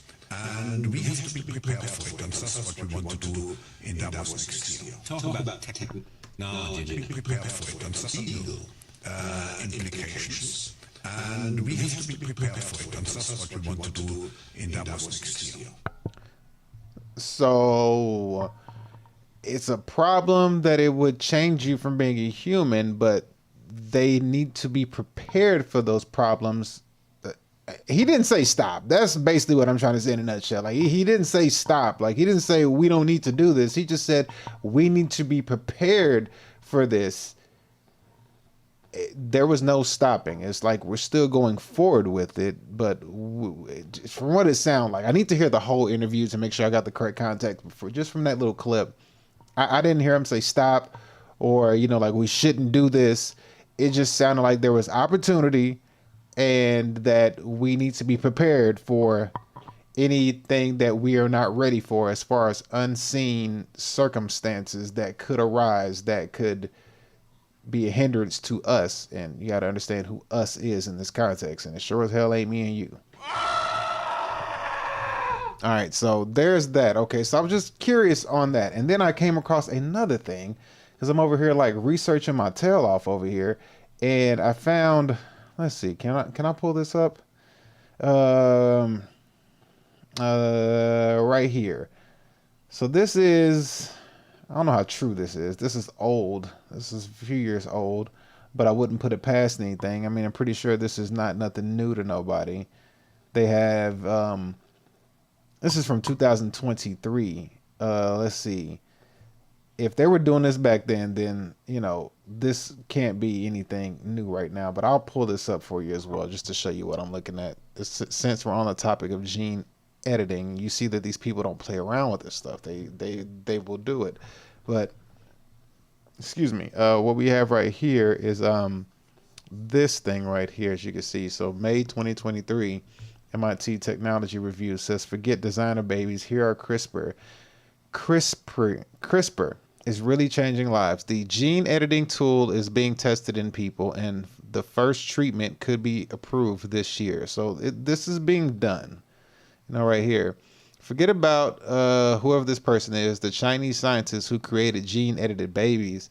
Instead, when you think about gene editing, you should think about Victoria Gray, the African-American woman who says she's been cured of her sickle cell disease symptoms. This week in London, scientists are gathering from the Third International Summit on Human Genome Editing. It's gene editing's big event where researchers get to awe the audience with their new ability to modify DNA, and ethics get to worry about what it all means. Jesus. The event got underway Monday with a look back at what organizers called the technology's misuse in China to create designer babies in 2018. They've been doing this. That was certainly an ethical dumpster fire and raised profound questions about whether we should meddle in evolution. But the designer baby debate is a distraction from the real story of how gene editing is changing people's lives through treatments, never cures, used on adults with serious diseases. Always remember that. Always remember that. Treatment is something that treatment is not a cure. Cure means you've been cured. Like, you ain't got to come back for a treatment. Always remember that word. When you hear treatment, just know that you are not cured. All right. In fact, there are now more than 50 experimental studies underway that use gene editing in human volunteers to treat everything from cancer to HIV and blood diseases, according to a tally shared with MIT Technology Review.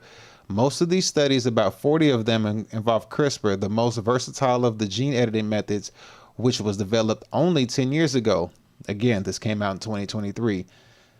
That is where Gray comes in. She was one of the first patients treated using CRISPR procedure in 2019, and when she addressed the group in London, her story left the room in tears. I stand here before you today as proof miracles still happen. Gray said of her battle with the disease, in which mishappened blood cells that don't carry enough oxygen can cause severe pain and anemia.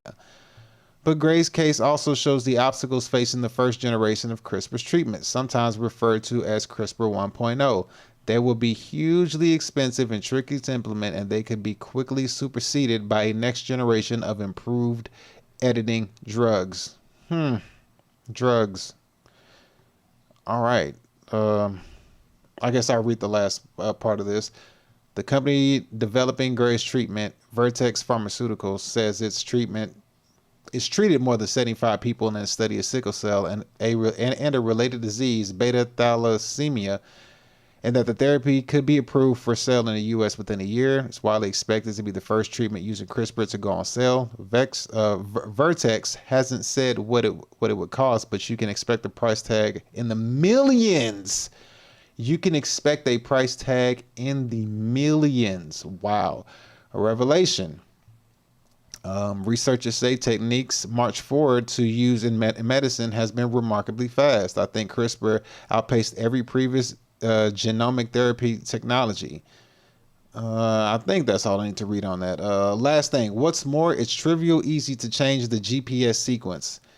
Biochemists who shared a Nobel for inventing the method. CRISPR is a technology that enables changes to DNA that are programmed. She reminded the audience at the summit. So the DNA changes that are programmed. Jesus. Okay, so as we can see that they're not playing around about this gene editing. This gene editing is no joke. They are really about that gene editing lifestyle. I'm still just kind of looking over to see I skipped over something. But as you can see, they've been doing this for a minute. This is nothing new. They've been doing this for a good minute. And they are, putting it in a nice disguise under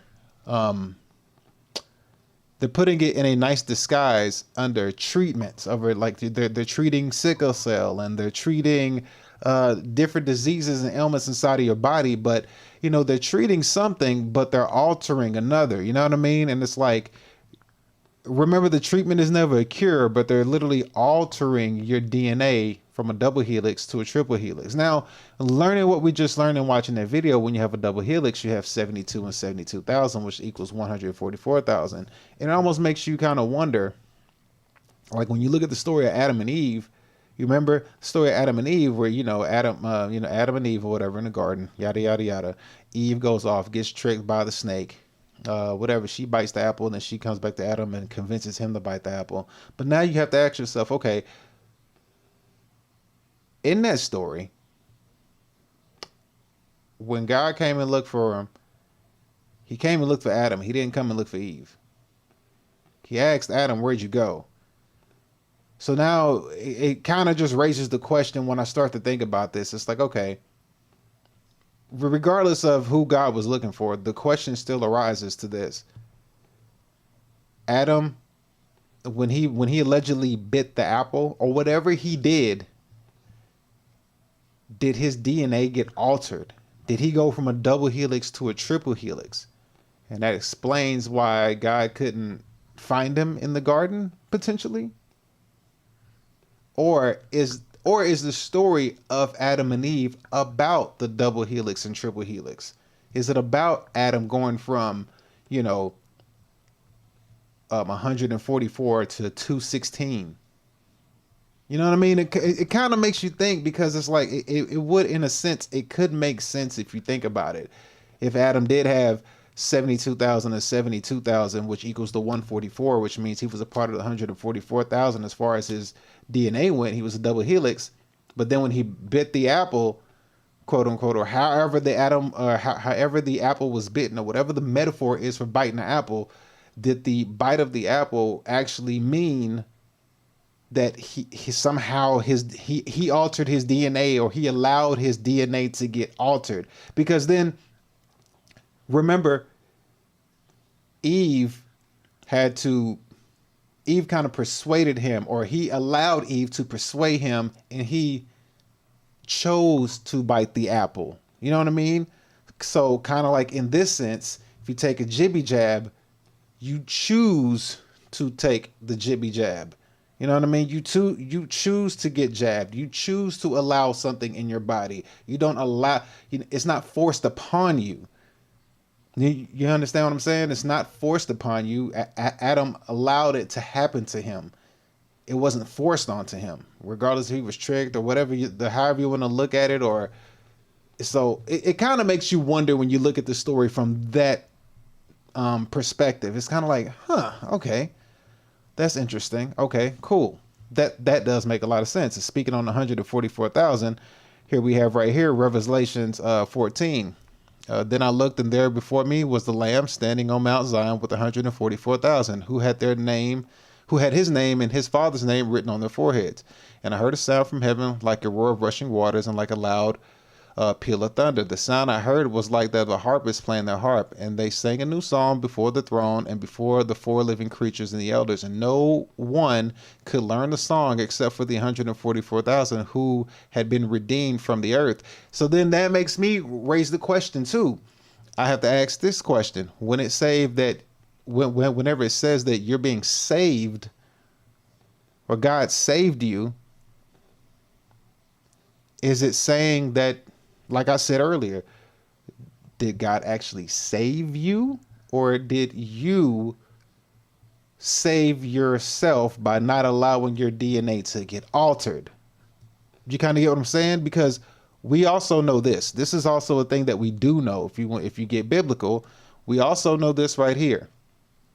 We know that in Luke chapter 17, verse 20 through 20 and 21, and he was demanded of the Pharisees when the kingdom of God should come. He answered to them and said, the kingdom of God cometh not with observations, neither shall they say, lo, here it, or behold, the kingdom of God is within you. So to look for the kingdom of God, you know that number one is within you, but that's not what I was looking for. That was actually the wrong one. We know the kingdom of God is within you. So who protects the kingdom? Well, I guess I can take it from that angle. Then who protects the kingdom of God? If the kingdom of God is within you, who protects it? You do. The kingdom of God could be altered. How does it get altered? By you allowing something inside of you. If we look at it from that perspective with the DNA, the altering of the DNA, if the kingdom of heaven is within you, then if your DNA is the 144,000, it's already within you. Cool. How could the kingdom of God not be within you? By allowing your DNA to be altered from the double helix to a triple helix. You get what I'm saying? Like, when you think of it like that, it could make sense. It's like, that actually goes well together. That actually kind of goes together. Like, you can actually like run with that in a sense. Not saying it's right or wrong, but you can actually think of it like that and say, that makes sense. You know what I'm saying? Like, that actually does make sense. So there's that. So that can also go together with what they're saying. When you take this DNA stuff going on and them trying to edit your DNA, these things actually go together. Now, as we were watching that video, they brought something up which I'm going to go over another video. We're going to watch another video, which is probably going to be hard to finish the whole thing, but I might have to fast forward to a further part in the video for us to go ahead and kind of get further through with it. But they brought something up in the video, which I want to bring up real quick. As they were going in the video, they actually spoke on some things, and I wanted to actually show you that I found these things. When they were talking about the, when they had the annotating the individual human genomes, they had those documents. Well, I found them. It's not just something that they had on their video. Like, I actually was able to find it. And as they said earlier, advances in DNA sequencing technology made it possible to rapidly, accurately, and affordably sequence entire individual human genomes.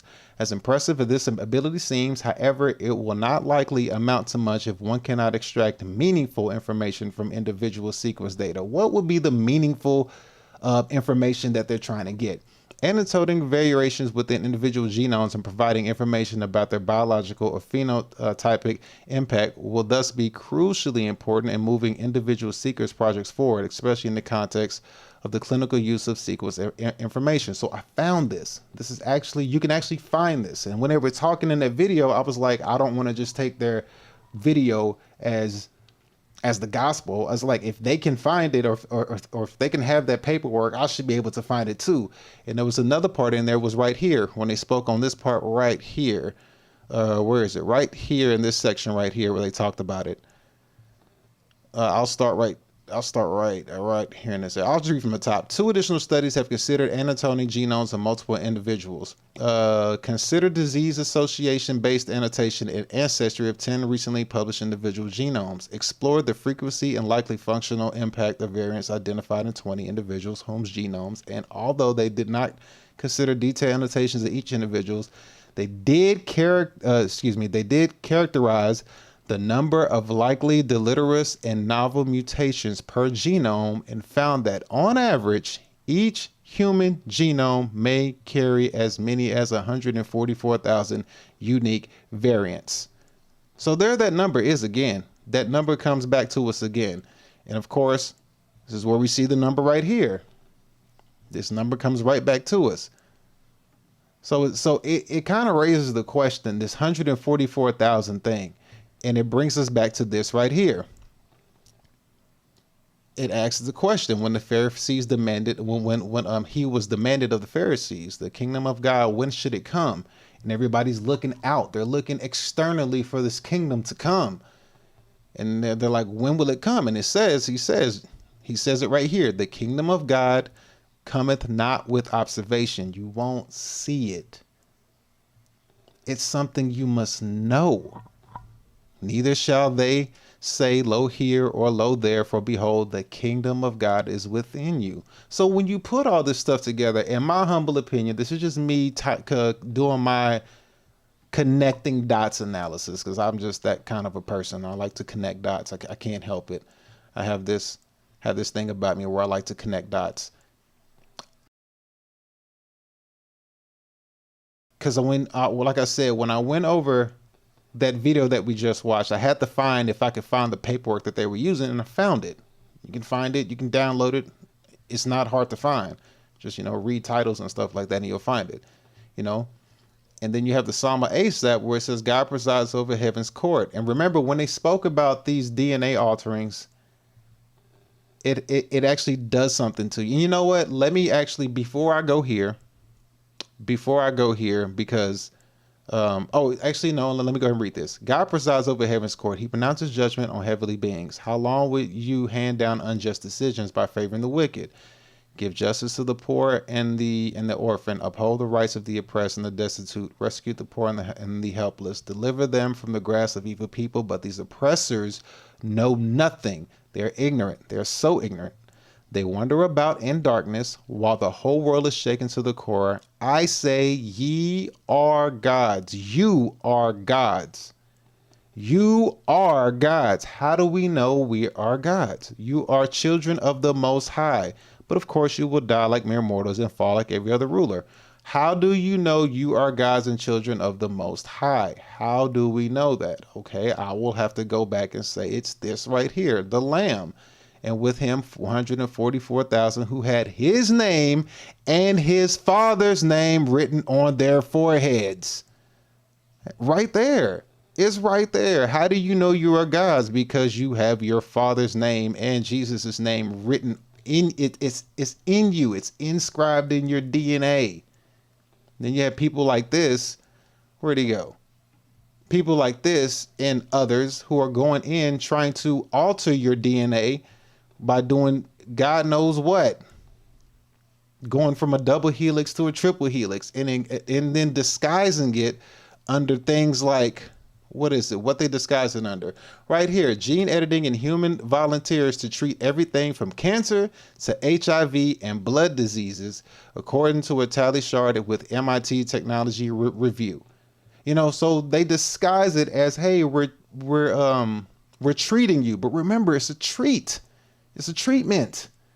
It's a treatment. Nothing can cure you. Only thing that can cure you is nature. Only thing that can cure you is nature. That's it. That's the only thing that can cure you. Nature can cure you, nothing else. And that's the thing that you always have to wonder. It's like, okay, if nature can cure you, then I guess only man can treat you. So it all ties together, and it all starts to make sense after a while when you sit here and like put it together. It's kind of hard to ignore when you put it into that context, because like I said, it says that you're saved. Now I think of saved, it's like, well, what does it mean to be saved?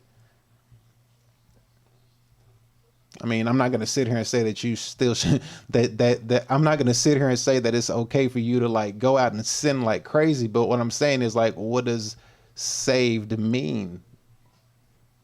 Like when you understand the numbers, because remember, one thing that we can all agree on is this: numbers don't lie. That's a fact of life. Numbers do not lie. I don't care what religion, what culture, what planet you live on. Like, numbers don't change. Like 2 is 2 wherever you go. Like yes is yes and no is no. Like a universal word across all spectrums is the word no. Like we all understand if somebody says no, I don't care what language they speak. If you're like, no, we all understand that, even if we don't speak the same language. Just like numbers, if somebody walks up to you and they speak a different language, if they speak Spanish, German, Hindu, I don't know, you be like 4, they'll hand you 4 of whatever it is. Yeah, you know what I mean? Y'all can understand like 4. Oh, okay, I don't know what he said, but 1, 2, 3, 4. That understanding will come across. Okay, so with that being said, let me just press on. We're gonna watch another video. I'm pressed for time. I got under an hour left and I still got some stuff I got to go over. I want to go ahead and watch this video, but I'm going to fast forward it to a particular individual that I want to actually go over. So we're going to fast forward to about right here. And we're going to watch this video of this guy. Oh, crap. Don't tell me I messed up this video. All right. I think I might have messed it up, but hold on. Let me get it back. Okay, there we go. I was moving too fast. Let me see. If we started, what was it, be 20 minutes? No, let me start it. I'm gonna start it right here. We'll start this video right here, and it's basically gonna talking over some of the same stuff we just heard, but we're also gonna add a little bit more to it, and then I'm gonna go in and read some stuff about one of the guys that they talk about to kind of give you a deeper insight into some of this stuff. So let me get right into it and not waste too much time, because I don't have much time left. So let's go ahead and continue on. It's the same topic, but a little bit deeper of a dive. So here we go. It was here already, long ago. Ecclesiastes chapter 1 verse 9 through 10. Exactly, no new matter under the sun. If we were to rewind time, all the way back to the Garden of Eden, we would hear, And the serpent said unto the woman, Ye shall not surely die. And the serpent said unto the woman, Ye shall not surely die. Beloved ones, the sneaky snake is still smacking its lips. You shall certainly not die. Immorality, they want, indeed they shall have it. But since they have escaped physical death by means of altering their genetic code, immorality will come with a terrible price. and because they have bypassed the atoning blood of the Passover lamb, Yahushua. This is the real walking dead. As it has been written, And in those days men shall seek death, and shall not find it. And they shall long to die, but death shall flee from them. Revelation 9 verse 6. they will seek death but it will escape them. As it has also been written, And the third messenger followed them, saying with a loud voice, If anyone worships the beast, and his image, and receives his mark upon his forehead, or upon his hand, he also shall drink of the wine of the wrath of Elohim, which is poured out and diluted into the cup of his wrath. And he shall be tortured with fire, and sulfur, before the set apart messengers, and before the Lamb. And the smoke of their torture goes up forever and ever. And they have no rest day or night, those worshipping the beast, and his image, also if anyone receives the mark of his name. Revelation 14 verse 9 through 11. It's bad, folks, very bad indeed. I beseech you, do not tinker with this. Now the great counterfeiter has managed to deceive the world into receiving a backstage ticket in gaining immorality. It has hijacked the source code by altering the DNA. This will turn around and bite them in the backside. Here, check this out, triple helix, designing a new molecule of life. This article states, they created a synthetic hybrid of protein and DNA, that could form the basis of a new class of drug. And look at this, and of artificial life, unlike anything found in nature. A discovery dating back to 1957, only 4 years after the discovery of the DNA double helix, provides another approach. That year Gary Felsenfeld, Alexander Rich, and David Davis, all then at the National Institute of Mental Health, created triple helix structures, in which a nucleic acid strand attaches itself in the major groove of a duplex nucleic acid molecule. These guys were able to create a triple helix back in 1957. They have had years to tinker with this technology. They have perfected it for the greatest hostile takeover of all time. Now look at this. Let me repeat my disclaimer here, in that I by no means endorse or agree with all content I share. A Beautiful Delusion, by William Kinney. The story of creation, the fall, redemption, and the coming Antichrist, is all linked to the body and specifically, DNA. In the year 2000, I read an interview Reader's Digest magazine did with Dr. Francis Crick. He and Dr. Watson are credited with discovering the double helix structure of DNA. At the time, the Human Genome Project was underway. Dr. Crick was asked about how many genes they had identified so far. He answered, 140,000, and we expect to find 4,000 more.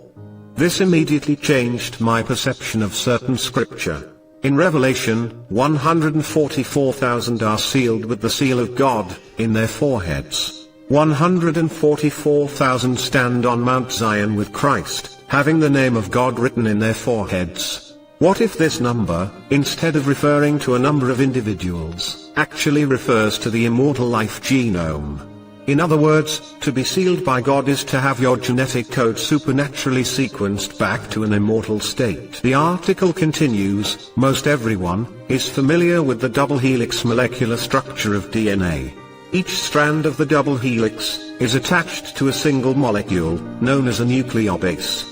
These molecules join together to form base pairs, which in turn make up a specific gene. This means that in a double helix structure, containing 144,000 genes, each individual strand is connected to half the total number of genes, or 72,000. In a 2010 article featured in New Scientist magazine, Linda Geddes writes, scientists at the University of Cambridge have created a new way of using the genetic code, allowing proteins to be made with properties that have never been seen in the natural world. According to Jason Chin and his colleagues from the university, the breakthrough could eventually lead to the creation of new or improved life forms incorporating these new materials into their tissue. I've been following Dr. Chin's research and the research of other prominent scientists in the field of microbiology for several years. It seems to me that much of their research is aimed at creating artificial life using a triple helix structure. You see, the beast will be a triple helix. Mr. Kinney further explains that separating the 144,000 genes into 2 single strands of DNA containing half that number, or 72,000, then times that number by 3, the triple helix will have 3 strands, and he arrived at the number 216,000. Here is wisdom. Let him that hath understanding count the number of the beast, for it is the number of a man, and his number is 666. 600 times 60 times 6 equals 216,000. This is the number of the beast. He is not a man, in the order created by God. The Antichrist is a wild beast, a triple helix creation of Satan. Bingo. Mr. Kinney nailed it, as all those who alter their DNA will no longer be recognized in the book. This is the number of the beast, it is his genetic code. Satan has used this synthetic genome as a counterfeit version of immortal life. For they have climbed up some other way instead of entering the door into the sheepfold as outlined in John chapter 10 verse 2. There has been much speculation on who the 144,000 mentioned in the great book of Revelation are. Perhaps we have been looking at this all wrong. Here, check this out. The National Library of Medicine, article titled, The Characterization of 20 Sequenced Human Genomes. In this study, we see that the number of novel single nucleotide variants discovered per genome seems to stabilize at about 144,000 new variants per genome. This same article, in its entirety, can be found here. Look under Number of Novel SNVs as a function of genomes considered. We learn that the number of new SNVs per genome appeared to level off at around 144,000 novel SNVs by the 15th genome. Exactly as 144,000 genes. Here, we see in this article called, Annotating Individual Human Genomes. Advances in DNA sequencing technologies have made it possible to rapidly, accurately, and affordably sequence entire individual human genomes. As impressive as this ability seems, however, it will not likely amount to much if one cannot extract meaningful information from individual sequence data. The article further states, it states that on average, each human genome may carry as many as 144,000 unique variants. Remember, it was Francis Crick and James Watson that was credited to the discovery of the double helix.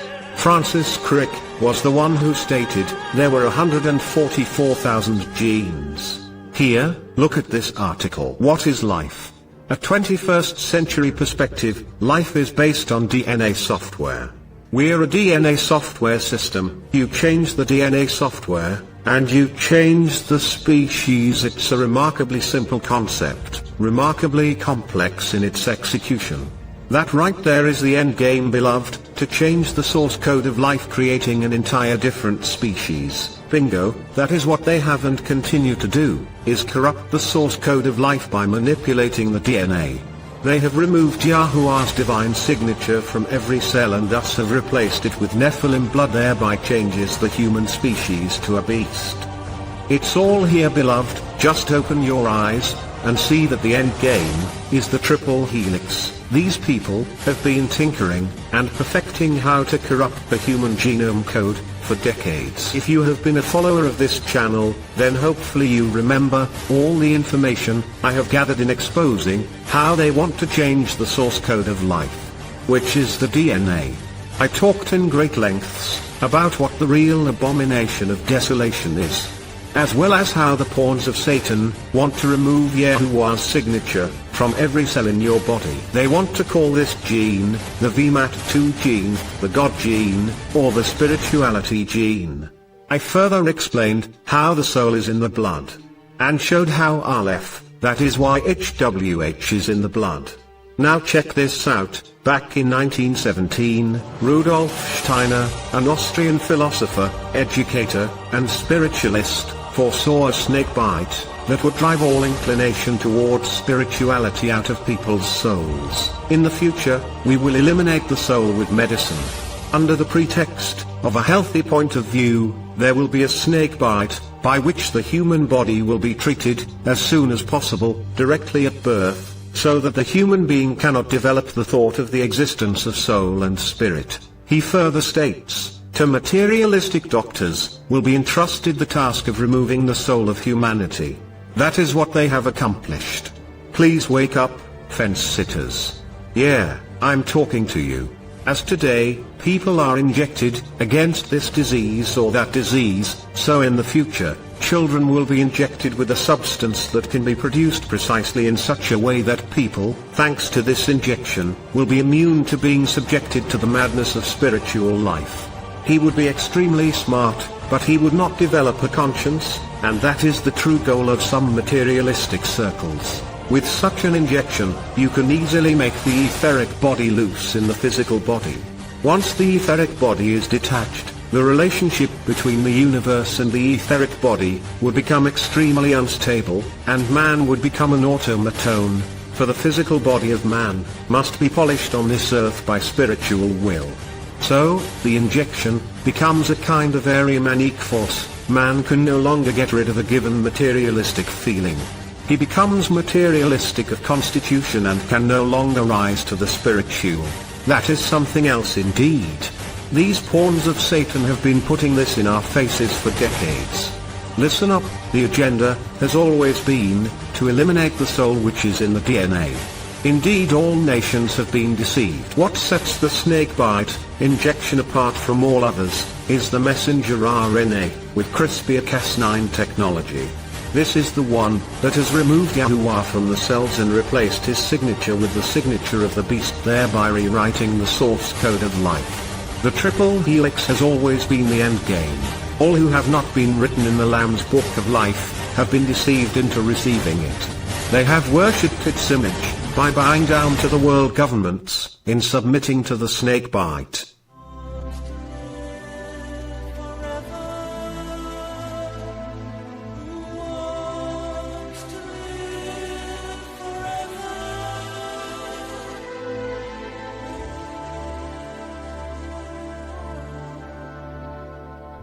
In so doing, they have received a counterfeit version of immortal life.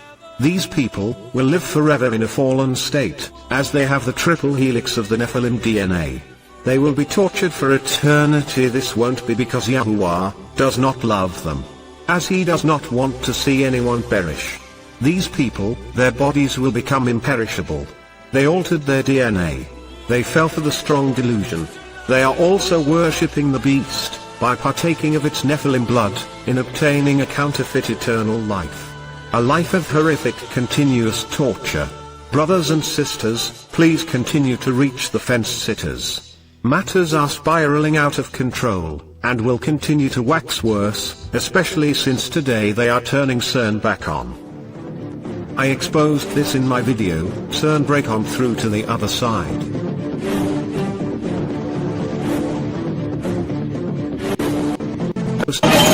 World, Simpson predicts the 4 horsemen of the apocalypse. You owe me a new pair of glasses. Oh, that's when I get my body for time. Whopping on a pale horse named Yipron.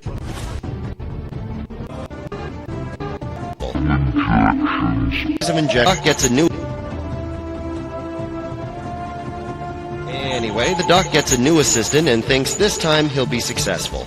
He gives the assistant a series of injections, and he starts exhibiting snake-like qualities. He sheds his skin,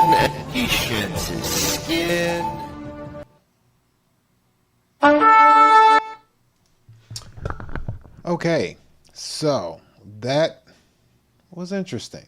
I'm not gonna say, or gonna say the least. That was very interesting. Give them a round of applause for that video right there. That was a great video. All right, so I got like 30 minutes to get my point across, all right? And then I gotta end the stream. So we're gonna get this point across. So there's a few things I want to go over. So first things first is when they talked about this right here. So we're gonna start here. They talked about this at the end as well, but I want to go over this real quick. Sorry, I saw somebody, man. All right. All right, I got time. So we're gonna start off here. Let's see. Let's let this load up, and then we're gonna go down my points that I was seeing. So here we go. We're gonna start here and let them talk about this for a minute. Then I'm gonna interject as we go on. So listen to this, and then I'm gonna break in and interject and explain my points. Beloved ones, the sneaky snake is still smacking its lips. You shall die. And the serpent said unto the woman, Ye shall not surely die. And the serpent said unto the woman, Ye shall not surely die. That right there. Then the serpent said unto the woman, You shall not surely die. Technically speaking, he was telling the truth according to how things play out in the end. Let me explain. So the serpent said unto the woman, Ye shall not surely die. If she does what? Ecclesiastes chapter 1 verse 9 through 10. Exactly, no new matter under the sun. If we were to rewind time, all the way back to the Garden of Eden, we would hear, And the serpent said unto the woman, Ye shall not surely die. And the serpent said unto the woman, Ye shall not surely die. Beloved ones, the sneaky snake is still smacking its lips. You shall certainly not die. Immorality, they want, indeed they shall have it. But since they have escaped physical death by means of altering their genetic code, immorality. Alright, so right here, it says that ye should not surely die. And I think you probably saw me type all that stuff in. My bad. I'm trying to find out exactly what am I. Okay, so I'm looking for this right here. So it says right here, and the serpent says, "You shall not surely die." Let's see. Let me find that in the King James version. So you shall not surely die. KJV. I shouldn't have had that up, but we're gonna look at it. Read the full thing. No, go back. Read the full chapter. Go back. Read full chapter. Okay, so we have this right here. So we got this right here, and it says, as we can see. Zoom in, make sure I got you right. So we're at Genesis 3, chapter 3. Now the serpent was more subtle than any beast in the field which the Lord God had made. And he said unto the woman, Yea, hath God said, Ye shall not eat of every tree of the garden. And the woman said unto the serpent, We may eat of the fruit of the trees of the garden, but the fruit of the tree which is in the midst of the garden, God hath said, Ye shall not eat of it, neither shall ye touch it, lest ye die. And the serpent said unto the woman, Ye shall not surely die. Now, their deaths were two different deaths. God was saying, Ye shall die, as in, you will leave me. You will no longer be in my presence. You will die in my presence. Satan was saying, Ye shall not surely die, meaning you won't die in my presence. You'll live for my presence. And God is saying, you will die in my presence. Right? Just think about that for a second, right? Because I say that to say this, because when we look at this video, this is what ends up happening. If you get the oh, dang it. Where'd it go? Where is it? Right here. If you look at it from this perspective, if she were, or not if she were, when she ate from the tree or whatever, when she ate the fruit, let's just say that that's when she took on the triple helix. And if you take on the triple helix, then technically speaking, your DNA code of God dies. It's no longer there. You cannot get to God anymore. It's gone. Right? And if you get the triple helix, you will forever live, but you'll live in the second death, which is what Satan's talking about. He's saying you surely won't die. And you won't. Technically speaking, he's right. I mean, I hate to say it, but he's right. He's like, yeah, you won't die. You'll be good in my eyes.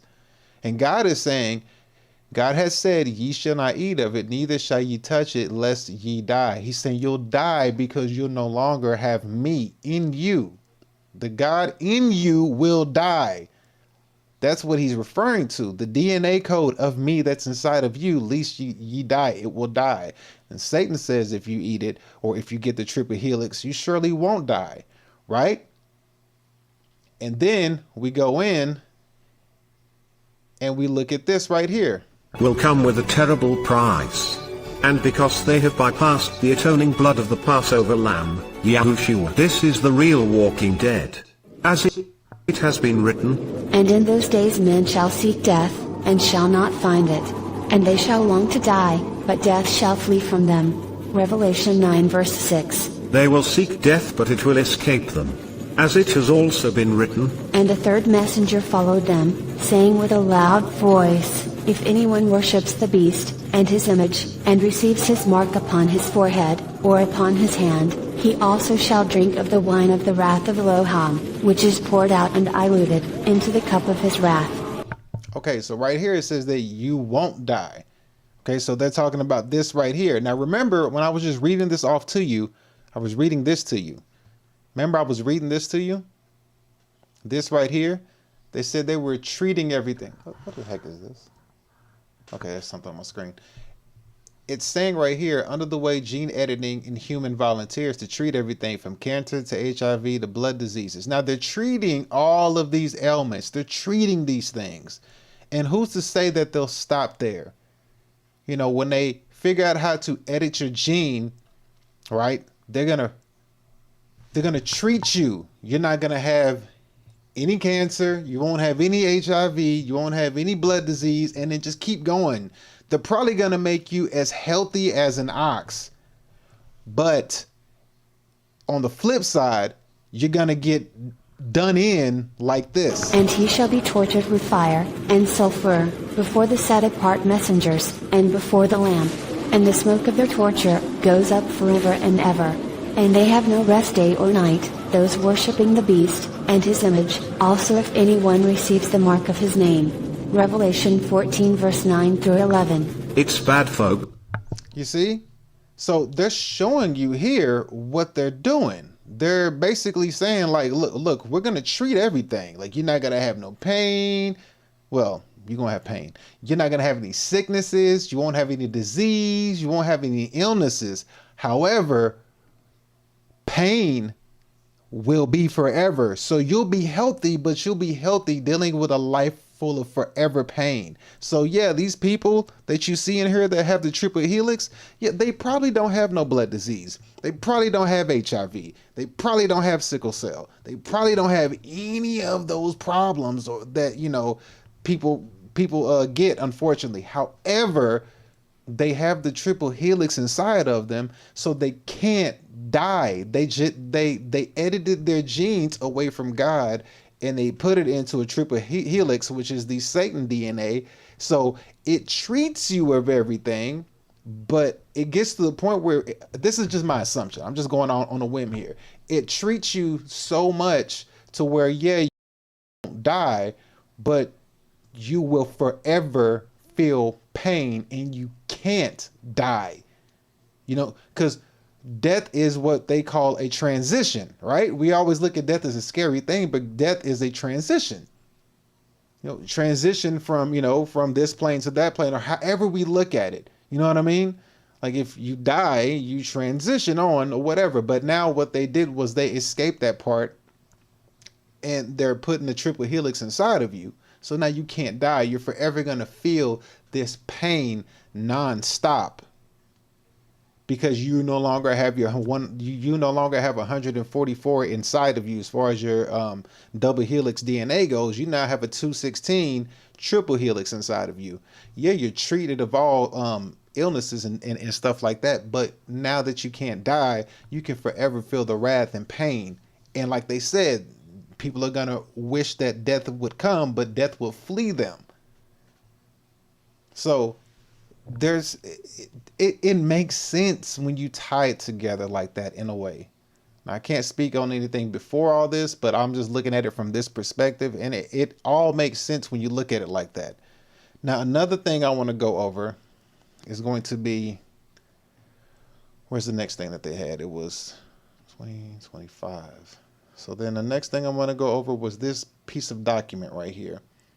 All right, so this right here, when he was talking about this, I want to go over this. I got to remember what he said in it to remember what I wanted to talk about. So I'm going to play it for a little bit, and then we're going to go over it. So here we go. This piece of document right here. Let's check this out. 2010 article featured in New Scientist magazine. Linda Geddes writes, scientists at the University of Cambridge have created a new way of using the genetic code, allowing proteins to be made with properties that have never been seen in the natural world. So they're making proteins with properties never seen in the natural world. Now, I don't know if you've ever heard about this before, but they're doing something called artificial meat. I don't know if you've ever heard of that. I've done live streams that talk about lab grown meat and artificial meat and stuff like that, like, which we know about as far as like McDonald's and stuff like that go, how they use fake meat, or maybe it's not even fake meat, but meat that's made from all sorts of other crap that's not real meat. But now they have lab grown meat. So this is a thing. Lab grown meat is already a thing. So what they're referring to right here, as far as the protein goes, that's already happening now. They're already making lab grown meat. So this is already a thing. If you don't believe me, you can look this up, or you can look on my live streams, type in DLA Fitness and type in lab grown meat. You'll find it. You'll see I've done videos on it already. But let's continue.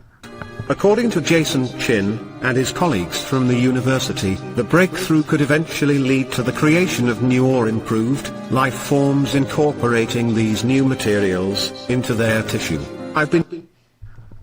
The breakthrough could eventually lead to creations of new or improved life forms and incorporating these new materials into their tissues. So they're referring to incorporating, modifying their DNA software. And they said that they have this stuff patented. If they patent it, that means they own you. Let's continue. In following Dr. Chin's research, and the research of other prominent scientists in the field of microbiology for several years, it seems to me that much of their research is aimed at creating artificial life, using a triple helix structure. And that's exactly what they're doing. If they take you from a double helix, which erases God and spirituality away from you, and then turn around and put you in a triple helix, you now live an artificial life. How do we know that you live an artificial life when they change you from a double helix to a triple helix? I'll show you, because they spoke about it right here. Okay, I'll show you. How do we know that they went from a double helix to a triple helix? How do they know that they're aimed at creating artificial life and they're using the triple helix as that? I'm gonna show you right here. Let's see. Could be the basis of a new class of artificial nature. This is important because the beast. All right, so here we go. I'm sorry. I have to keep reading something. Right here is where they told us. Right here, when we get to this guy. Where you at, player? Him right here. This guy right here. When we got to Rudolf Steiner. This guy. When we got here, this is how we knew that they were creating artificial life. This is how we knew. How do we know they're creating artificial life? It says it right here. In the future, we will eliminate the soul with medicine. Under the pretext of a nation's, you know what? Before I read that, let me just find it so I can read it into a better context. Because I know I can find it. What is it? Rudolf Steiner. Eliminate the soul in the body. Okay, where are you? Give me 1 second. I know I can find this. It's not hard to find. Here it is right here. There it is. All right. I got it already. That was quick. Sheesh. Your boy is at work getting it in. All right. So here we go. So we have the actual document. Well, not the actual document, but we have the same article right here in front of us. This one we can see it better. It's not going to be so hard to see. All right. So here we go. So I got this here. Make sure you can see it on your screen. There you go. Perfect. Perfect. Perfect. Yes. Yes, queen. Yes. All right, so here we go. Let's see what we got. All right, cool. I'm going to read it to you. So this is how we know that they're trying to create artificial life, all right? So right here, let me take this back to the artificial life part right here. Let me get you all so you can't see that. So right here, this is how we know that this is true. Let me pull this back. Where are we at, 25? It's 25, I believe it was, right? Let me see. Because I want to tie all this in together. Like I said, I don't have much time to do this, but it's going to make all the sense in the world once we put all this stuff together. It's just going to make so much sense, because it's like when you look at it, you're like, okay, this all makes sense. You can literally tie everything that they're saying and doing together. It's not rocket science. They're not making it super hard for you to figure out. You just have to be able to sit down and research and find it. And that's why, you know, they keep us busy with bills and stuff like that and telling lies and all that stuff. So therefore people don't want to sit down and actually believe. You know what? There it is right there. Here it is right here at the bottom. Okay, cool. You might not be able to see it, but it's right here. It says, I've been following Dr. Chen's research and the research of other prominent scientists in the field of microbiology for several years. It seems to me that much of their research is aimed at creating artificial life using a triple helix. Headlines like the one below are becoming more commonplace. Okay, cool. So this is how we know that they're creating artificial life, because I just told you about what we're looking at previously. So here it is right here. In the future, we will eliminate the soul with medicine. Understand the pretext of a healthy point of view. There will be a vaccine by which the human body will be treated as soon as possible, right at birth. Bruh. So that the human being cannot develop the thought of the existence of the soul and the spirit. Materialistic physicians will be entrusted with the task of bringing out the soul of humanity.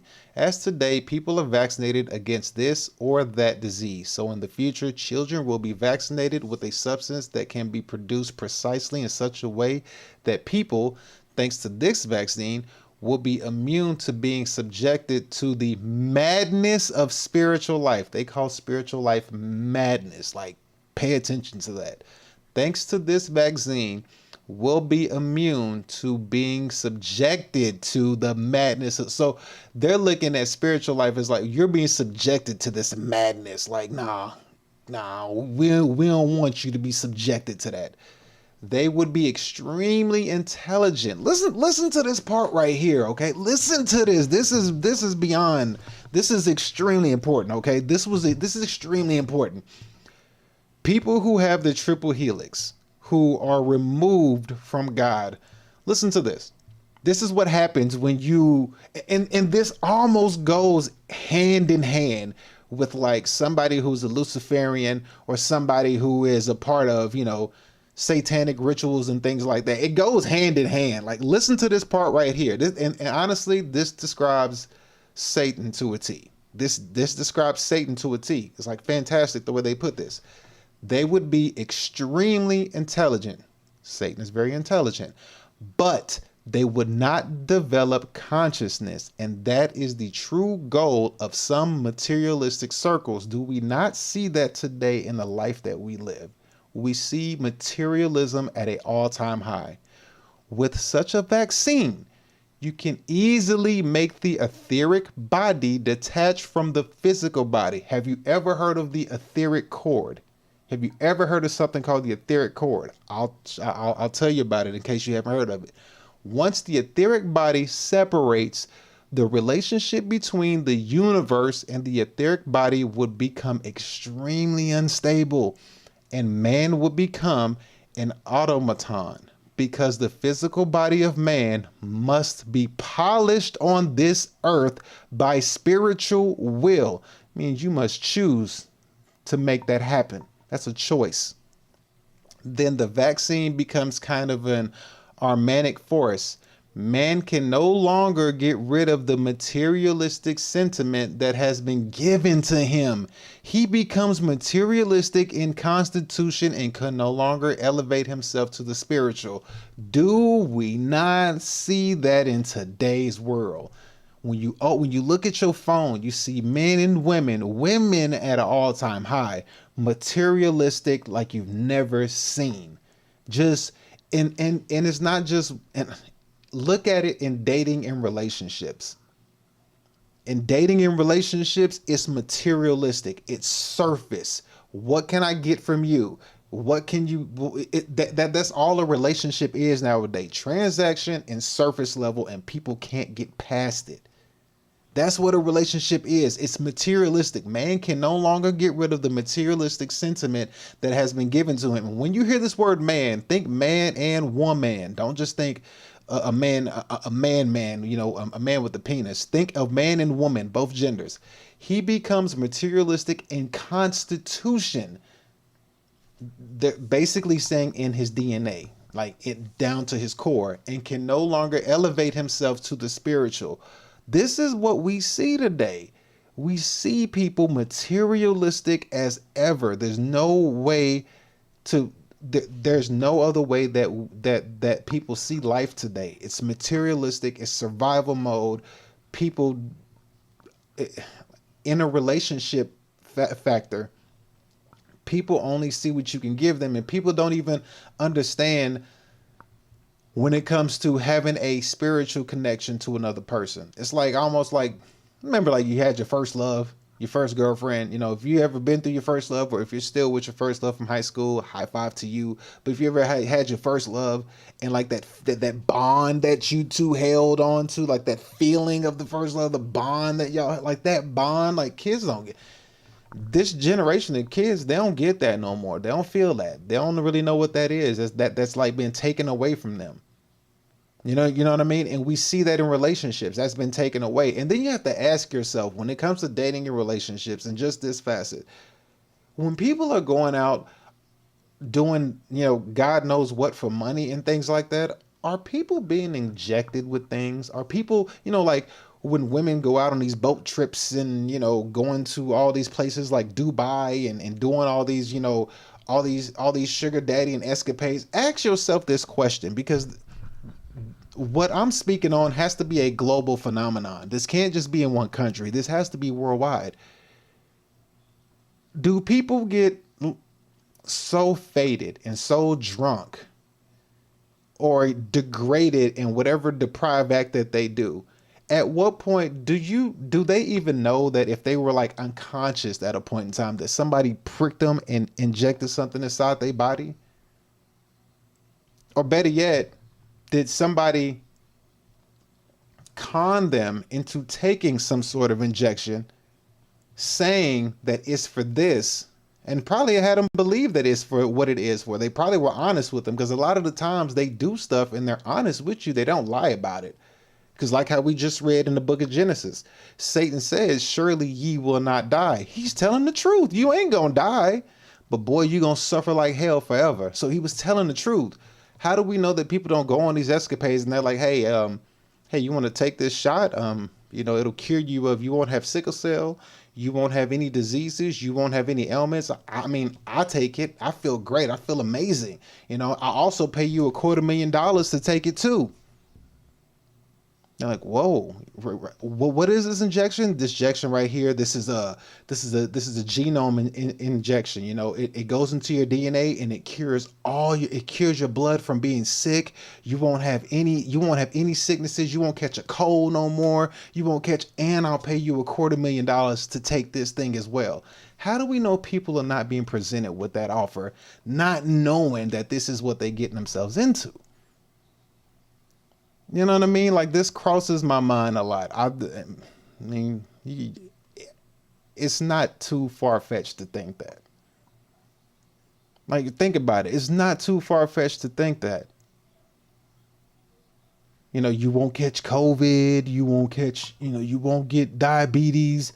You won't get sickle cell. You won't get HIV. You can have as much sex as you want to. Don't have to worry about catching HIV. I mean, look at Magic Johnson.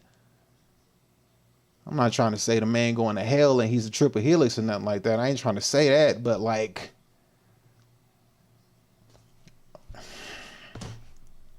I mean, it's just like, it's like sometimes you just have to ask yourself, like, the more deeper you find out things, it's like, yo, like, what if there's a cure to AIDS or HIV? If there is, is the cure to said AIDS and HIV, is it an altering of your DNA, giving you a triple helix? I'm just saying. I don't know if this is true. This is just me brainstorming and thinking. Like, is that's a possibility? You couldn't put it past it. Granted, they probably wrote it in the paperwork or something, or I don't know. But you can't overlook these things, because then when you realize that that's what they're aiming for is your DNA, and you understand that your DNA essence is given to you, and you have stuff written like this. They're saying it right here. In the future, we will eliminate the soul with medicine under the pretext of a healthy point of view. Like, there it is. It's right there. They're not lying. There will be vaccines by which the human body will be treated as soon as possible, right at birth. I mean, hopefully, we've all been vaccinated as kids, unfortunately. So hopefully, your boy gonna have to go through some like 72-hour fast and get this helix back to double. If I've been triple helix, God, I hope not. Have to do some serious praying. But you kind of see what I'm saying, though, right? Like, you have to sit here and ask yourself these questions. Like, you really do. You got to really sit here and ask yourself these questions, because it's not hidden from you. It's right here. And even if we take it a little bit further, I don't got much time left. Crap. I got to hurry up. And even if we take it a step further, I'm going to go over some stuff by this man right here. So here we have the same guy right here. Mr. Rudolph himself, Rudolf Steiner. Here's his archives, all right? You can go through and you can look into the stuff that he read. Here's the fall of the spirit. And before I go into it, let me actually read the summary of said book. Is this it right here? No, this ain't it. Let me find it. The fall of the spirit of darkness. You know what? Let me back you out so you can't see anything. Let me read you the summary to said book. Where is the summary to this book? Because I know I have it up here somewhere. Where are you at? Where are you? Here it is. So right here, we'll go over and read The Fall of the Spirit of Darkness. This is the summary to the book I was just trying to show you right here. So this is from the same guy, Rudolf Steiner. This is his book. I'm going to read this to you real quick. Lectures. This is from September to October 1917. Spirituality will come to human beings because Michael won his victory in 1879. Michael, I believe he's referring to Michael from the Bible, from the fight with Satan, but just hear me out. On the other hand, the spirits of darkness are now here among us. Rudolf Steiner, speaking at the time of an intense war in Europe, Rudolf Steiner reveals the spiritual roots of the cries of our times and the means by which we can overcome them.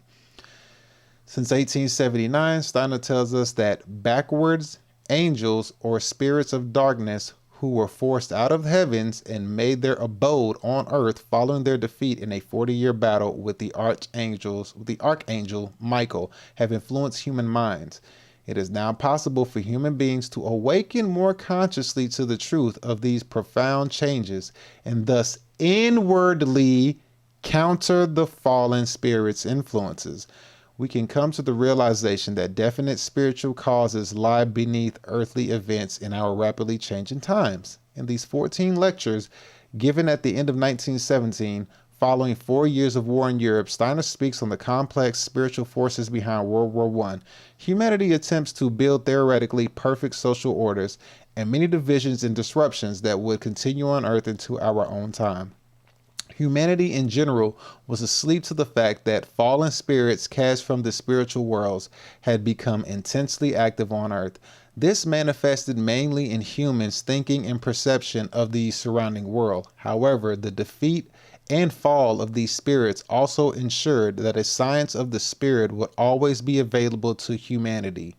This volume is translated from German and to the book, and I can't say those German words because I don't know how to say it. However, the defeat and fall of these spirits also ensured that a science of the spirit would always be available to humanity. All right, so I'm going to read a little bit out of this book because I want you to understand. Now, granted, what I'm about to read you is the same person.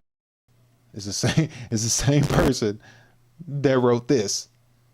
Okay, so you have to be able to read things because they're very cunning in how they speak. I don't know much about the dude because like when you read that, it almost seems like he's a good guy, but at the same time, it's like, oh, I don't know, bruh. You kind of tripping with some of the stuff you're saying. You're like, I don't know.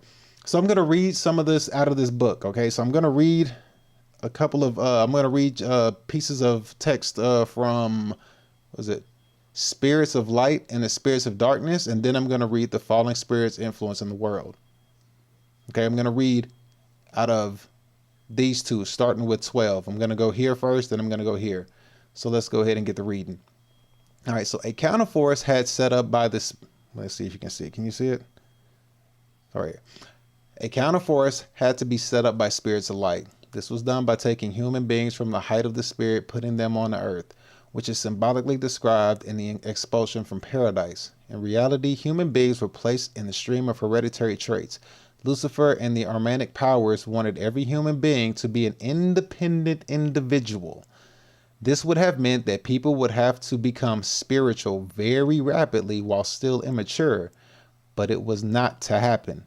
Human beings were to be educated on earth, brought to full development through the forces of the earth. This was achieved by placing them in the stream of heredity, where they would physically descend from others. Sounds like he's talking about birth. In this way, they were not independent, but inherited certain traits from their forebearer or ancestors. They were weighed down with the earthly qualities which Lucifer did not want them to have. Anything to do with physical heredity was given to humanity by spirits of light to counterbalance the Luciferic stream.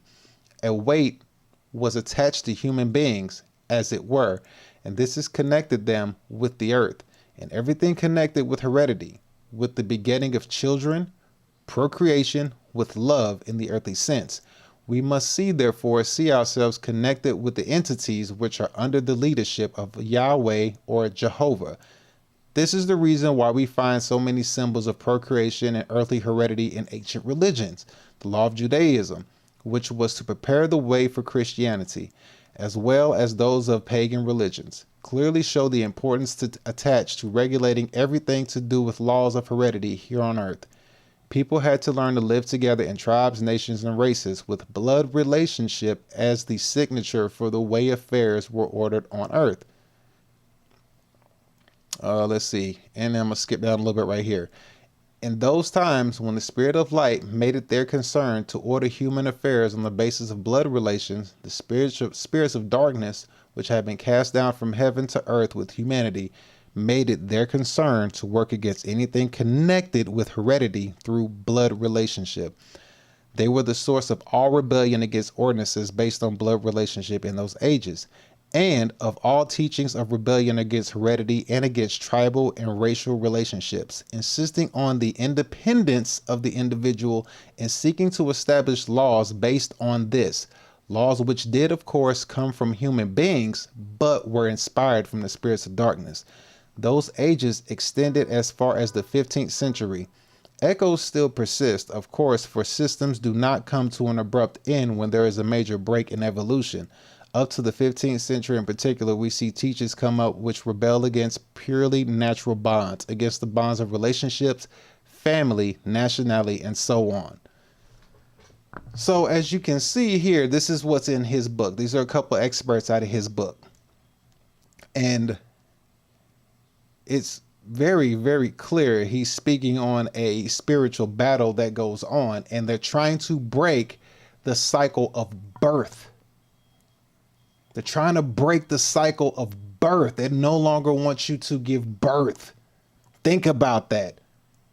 They don't want humans to give birth or procreate anymore. They're trying to stop that whole thing from happening. They don't want birth. They don't want you to procreate. And that ties in very well with everything that I've just went over this whole stream. They don't want you to give birth anymore. And think about how we living now, like with birth. Like nobody want to give birth no more because society is like so hard and expensive to live in. Like a lot of things tie together. You know, They don't want you to give birth. They're trying to end you giving birth. And how do they end it by you giving birth?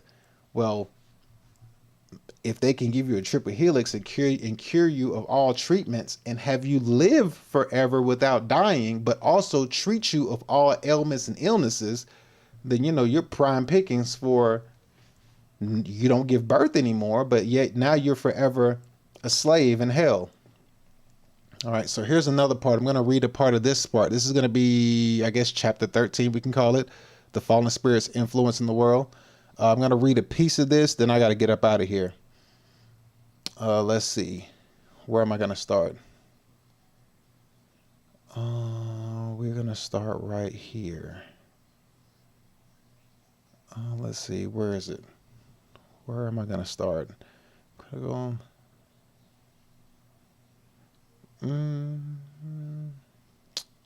Where do I want to start?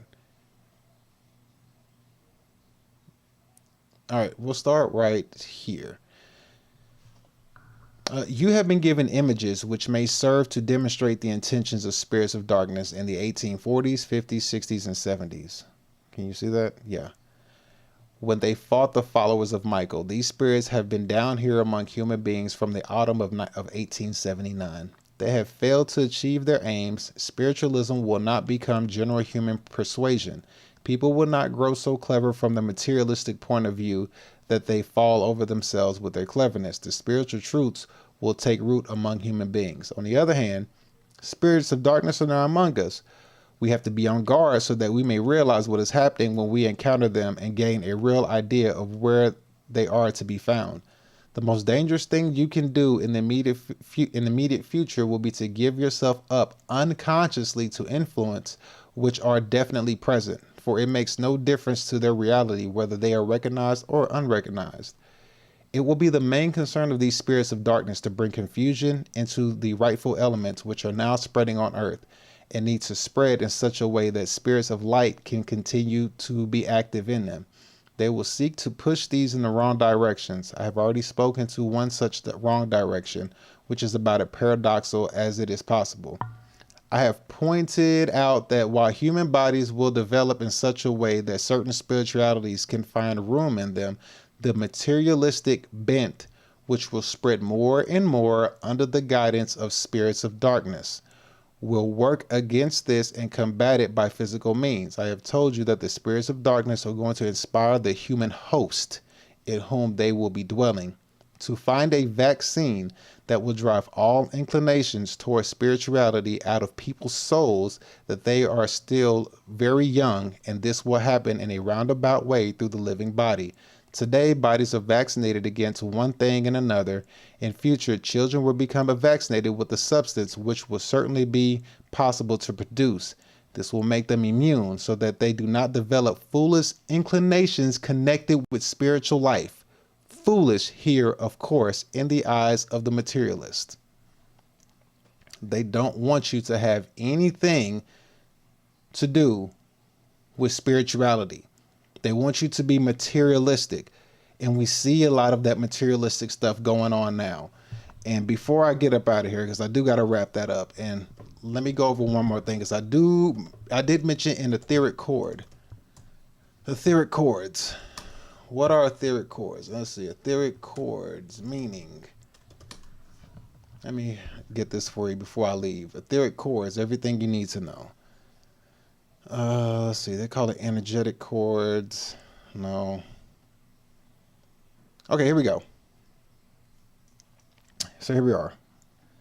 Not a very good source, but you'll get the idea. Etheric chords, also known as energy or spiritual chords, are believed to be invisible strands of energy that connect people, facilitating the flow of energy, emotion, and thoughts between them. These connections can be positive, such as the bond between a mother and a child, or negative, potentially draining energy and impacting health. Understanding etheric chords, these chords can be envisioned as silvery energy structures connecting people's chakras, varying in strength based on the nature of the relationship. It can be actively managed to nurture positive connections and sever negative ones. All right. So in case you were wondering, as I did mention, if you need to know what an etheric chord is, when they were speaking on etheric earlier, That's an idea of what they mean. So they're trying to tie anything that you can have that has to do with connecting to each other hereditally, if I said that right, as far as anything that has to do with connecting you from your past forebearers or your past ancestors, or any connection you could have to anybody around you. You know what I mean? They don't want people to continue to have that 144 connection. They want to destroy and kill that 144 connection. They don't want it there no more. That's what they're aiming for, and they can only get to it in your DNA. And you know, as you can see, this stuff ain't a joke. This stuff is real. And in a sense, you can tie it to scripture because it actually can make sense in a way if you look at it from that perspective. All right. Well, that's all I got for you today, man. I got to get up out of here. I do not have much time, man. Hopefully you guys learned something. Hopefully you enjoyed that. Hopefully that was good, because that was good for me to teach to you. So yes, sir. I shall be back here tomorrow with another live stream. Hopefully this live stream kind of gave you an understanding as to why the rapture is something that you should take seriously, only because that people could be fooled by Project Bluebeam, and on a deeper note could be deceived into having their DNA basically genetically edited and modified and turned into from a 144 to a 216 and have a triple helix instead of a double helix, which is God creation. With that being said, love y'all. Thank y'all so much for tuning in to another DnL&x episode. Hopefully y'all learned something today and I provided you with insight. I'll see y'all tomorrow on the next one. Take care. Peace. Love you. Thank you for watching D. Fitness live stream. Goodbye.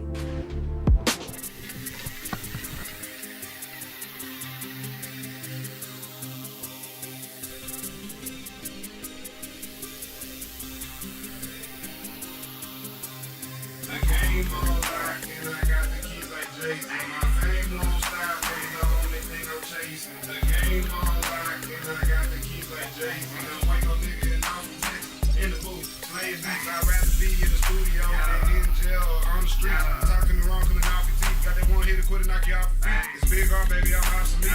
Pockets chunky like cottage cheese. Real nigga, I just gotta be. Smoking weed that don't gotta see. Used to be a hustler prodigy. I love when people say they proud of me. I'm eating good, smoking broccoli, taking over blocks like Monopoly. Only fuck the ones that's my policy. Most of these hoes trying to cause a scene. Like niggas mad they not on the team. See, I got bread, then buy the dream. The game won't lock, and I got the keys like Jay-Z. My fame won't stop, no, the only thing I'm chasing. The game won't lock, and I got the keys like Jay-Z. I'm waiting on nigga in Austin, Texas, in the booth, playing beats. The game won't lock, and I got the keys like Jay-Z. My fame won't stop, no, the only thing I'm chasing. The game won't lock, and I got the keys like Jay-Z. I'm waiting on nigga in Austin, Texas, in the booth, playing beats. Counting cash and smoking green, can be blowing cloud like a smoke machine. Your bitch on my dick, she got no to sing. Bumblebee ass, yeah, I know it's thing. I'll plug your bitch like a 6-string. Jordan with the bitches got 6 rings. Smoke till my bitch a split screen. The press with pain pills and sipping lane. Riding dirty, but I'm extra clean. Lyrics nice, but I'm extra mean. All-star heavyweight like Wolverine. The bitch nice like she open me. I flip money like Clover G. Gang hustle like TIP. It's hard baby like D.I.G. Acronym like KRT. The game won't lock, and I got the keys like Jay-Z. My fame won't stop, but the only thing I'm chasing. The game won't lock, and I got the keys like Jay-Z. I'm waiting on nigga in Austin, Texas, in the booth, playing beats. The game won't lock, and I got the keys like Jay-Z. My fame won't stop, but the only thing I'm chasing. The game won't lock, and I got the keys like Jay-Z. I'm waiting on nigga in Austin, Texas, in the booth, playing beats. Killing beats like RP, no hard shit with your artery. Cutting up, who sharp as me? Rolling up accordingly. Pulling hoes, no sorcery. Rapping like y'all forcing me. If I ain't right, then it's forgery. Nigga selling to the rock like a Flores beat. Lyrical monster on the Lord of Beats. Text nigga, my bitch Georgia Peach. Pimp tight nigga, I do more than cheat. Cold like D-Wade, I ignore the heat. Bitch, I'm on way, hit the short for reach. Money jumping like the nigga on the sneeze. Come to James, get me on the beat. Bitch, I'm always winning like what's the feed? The game all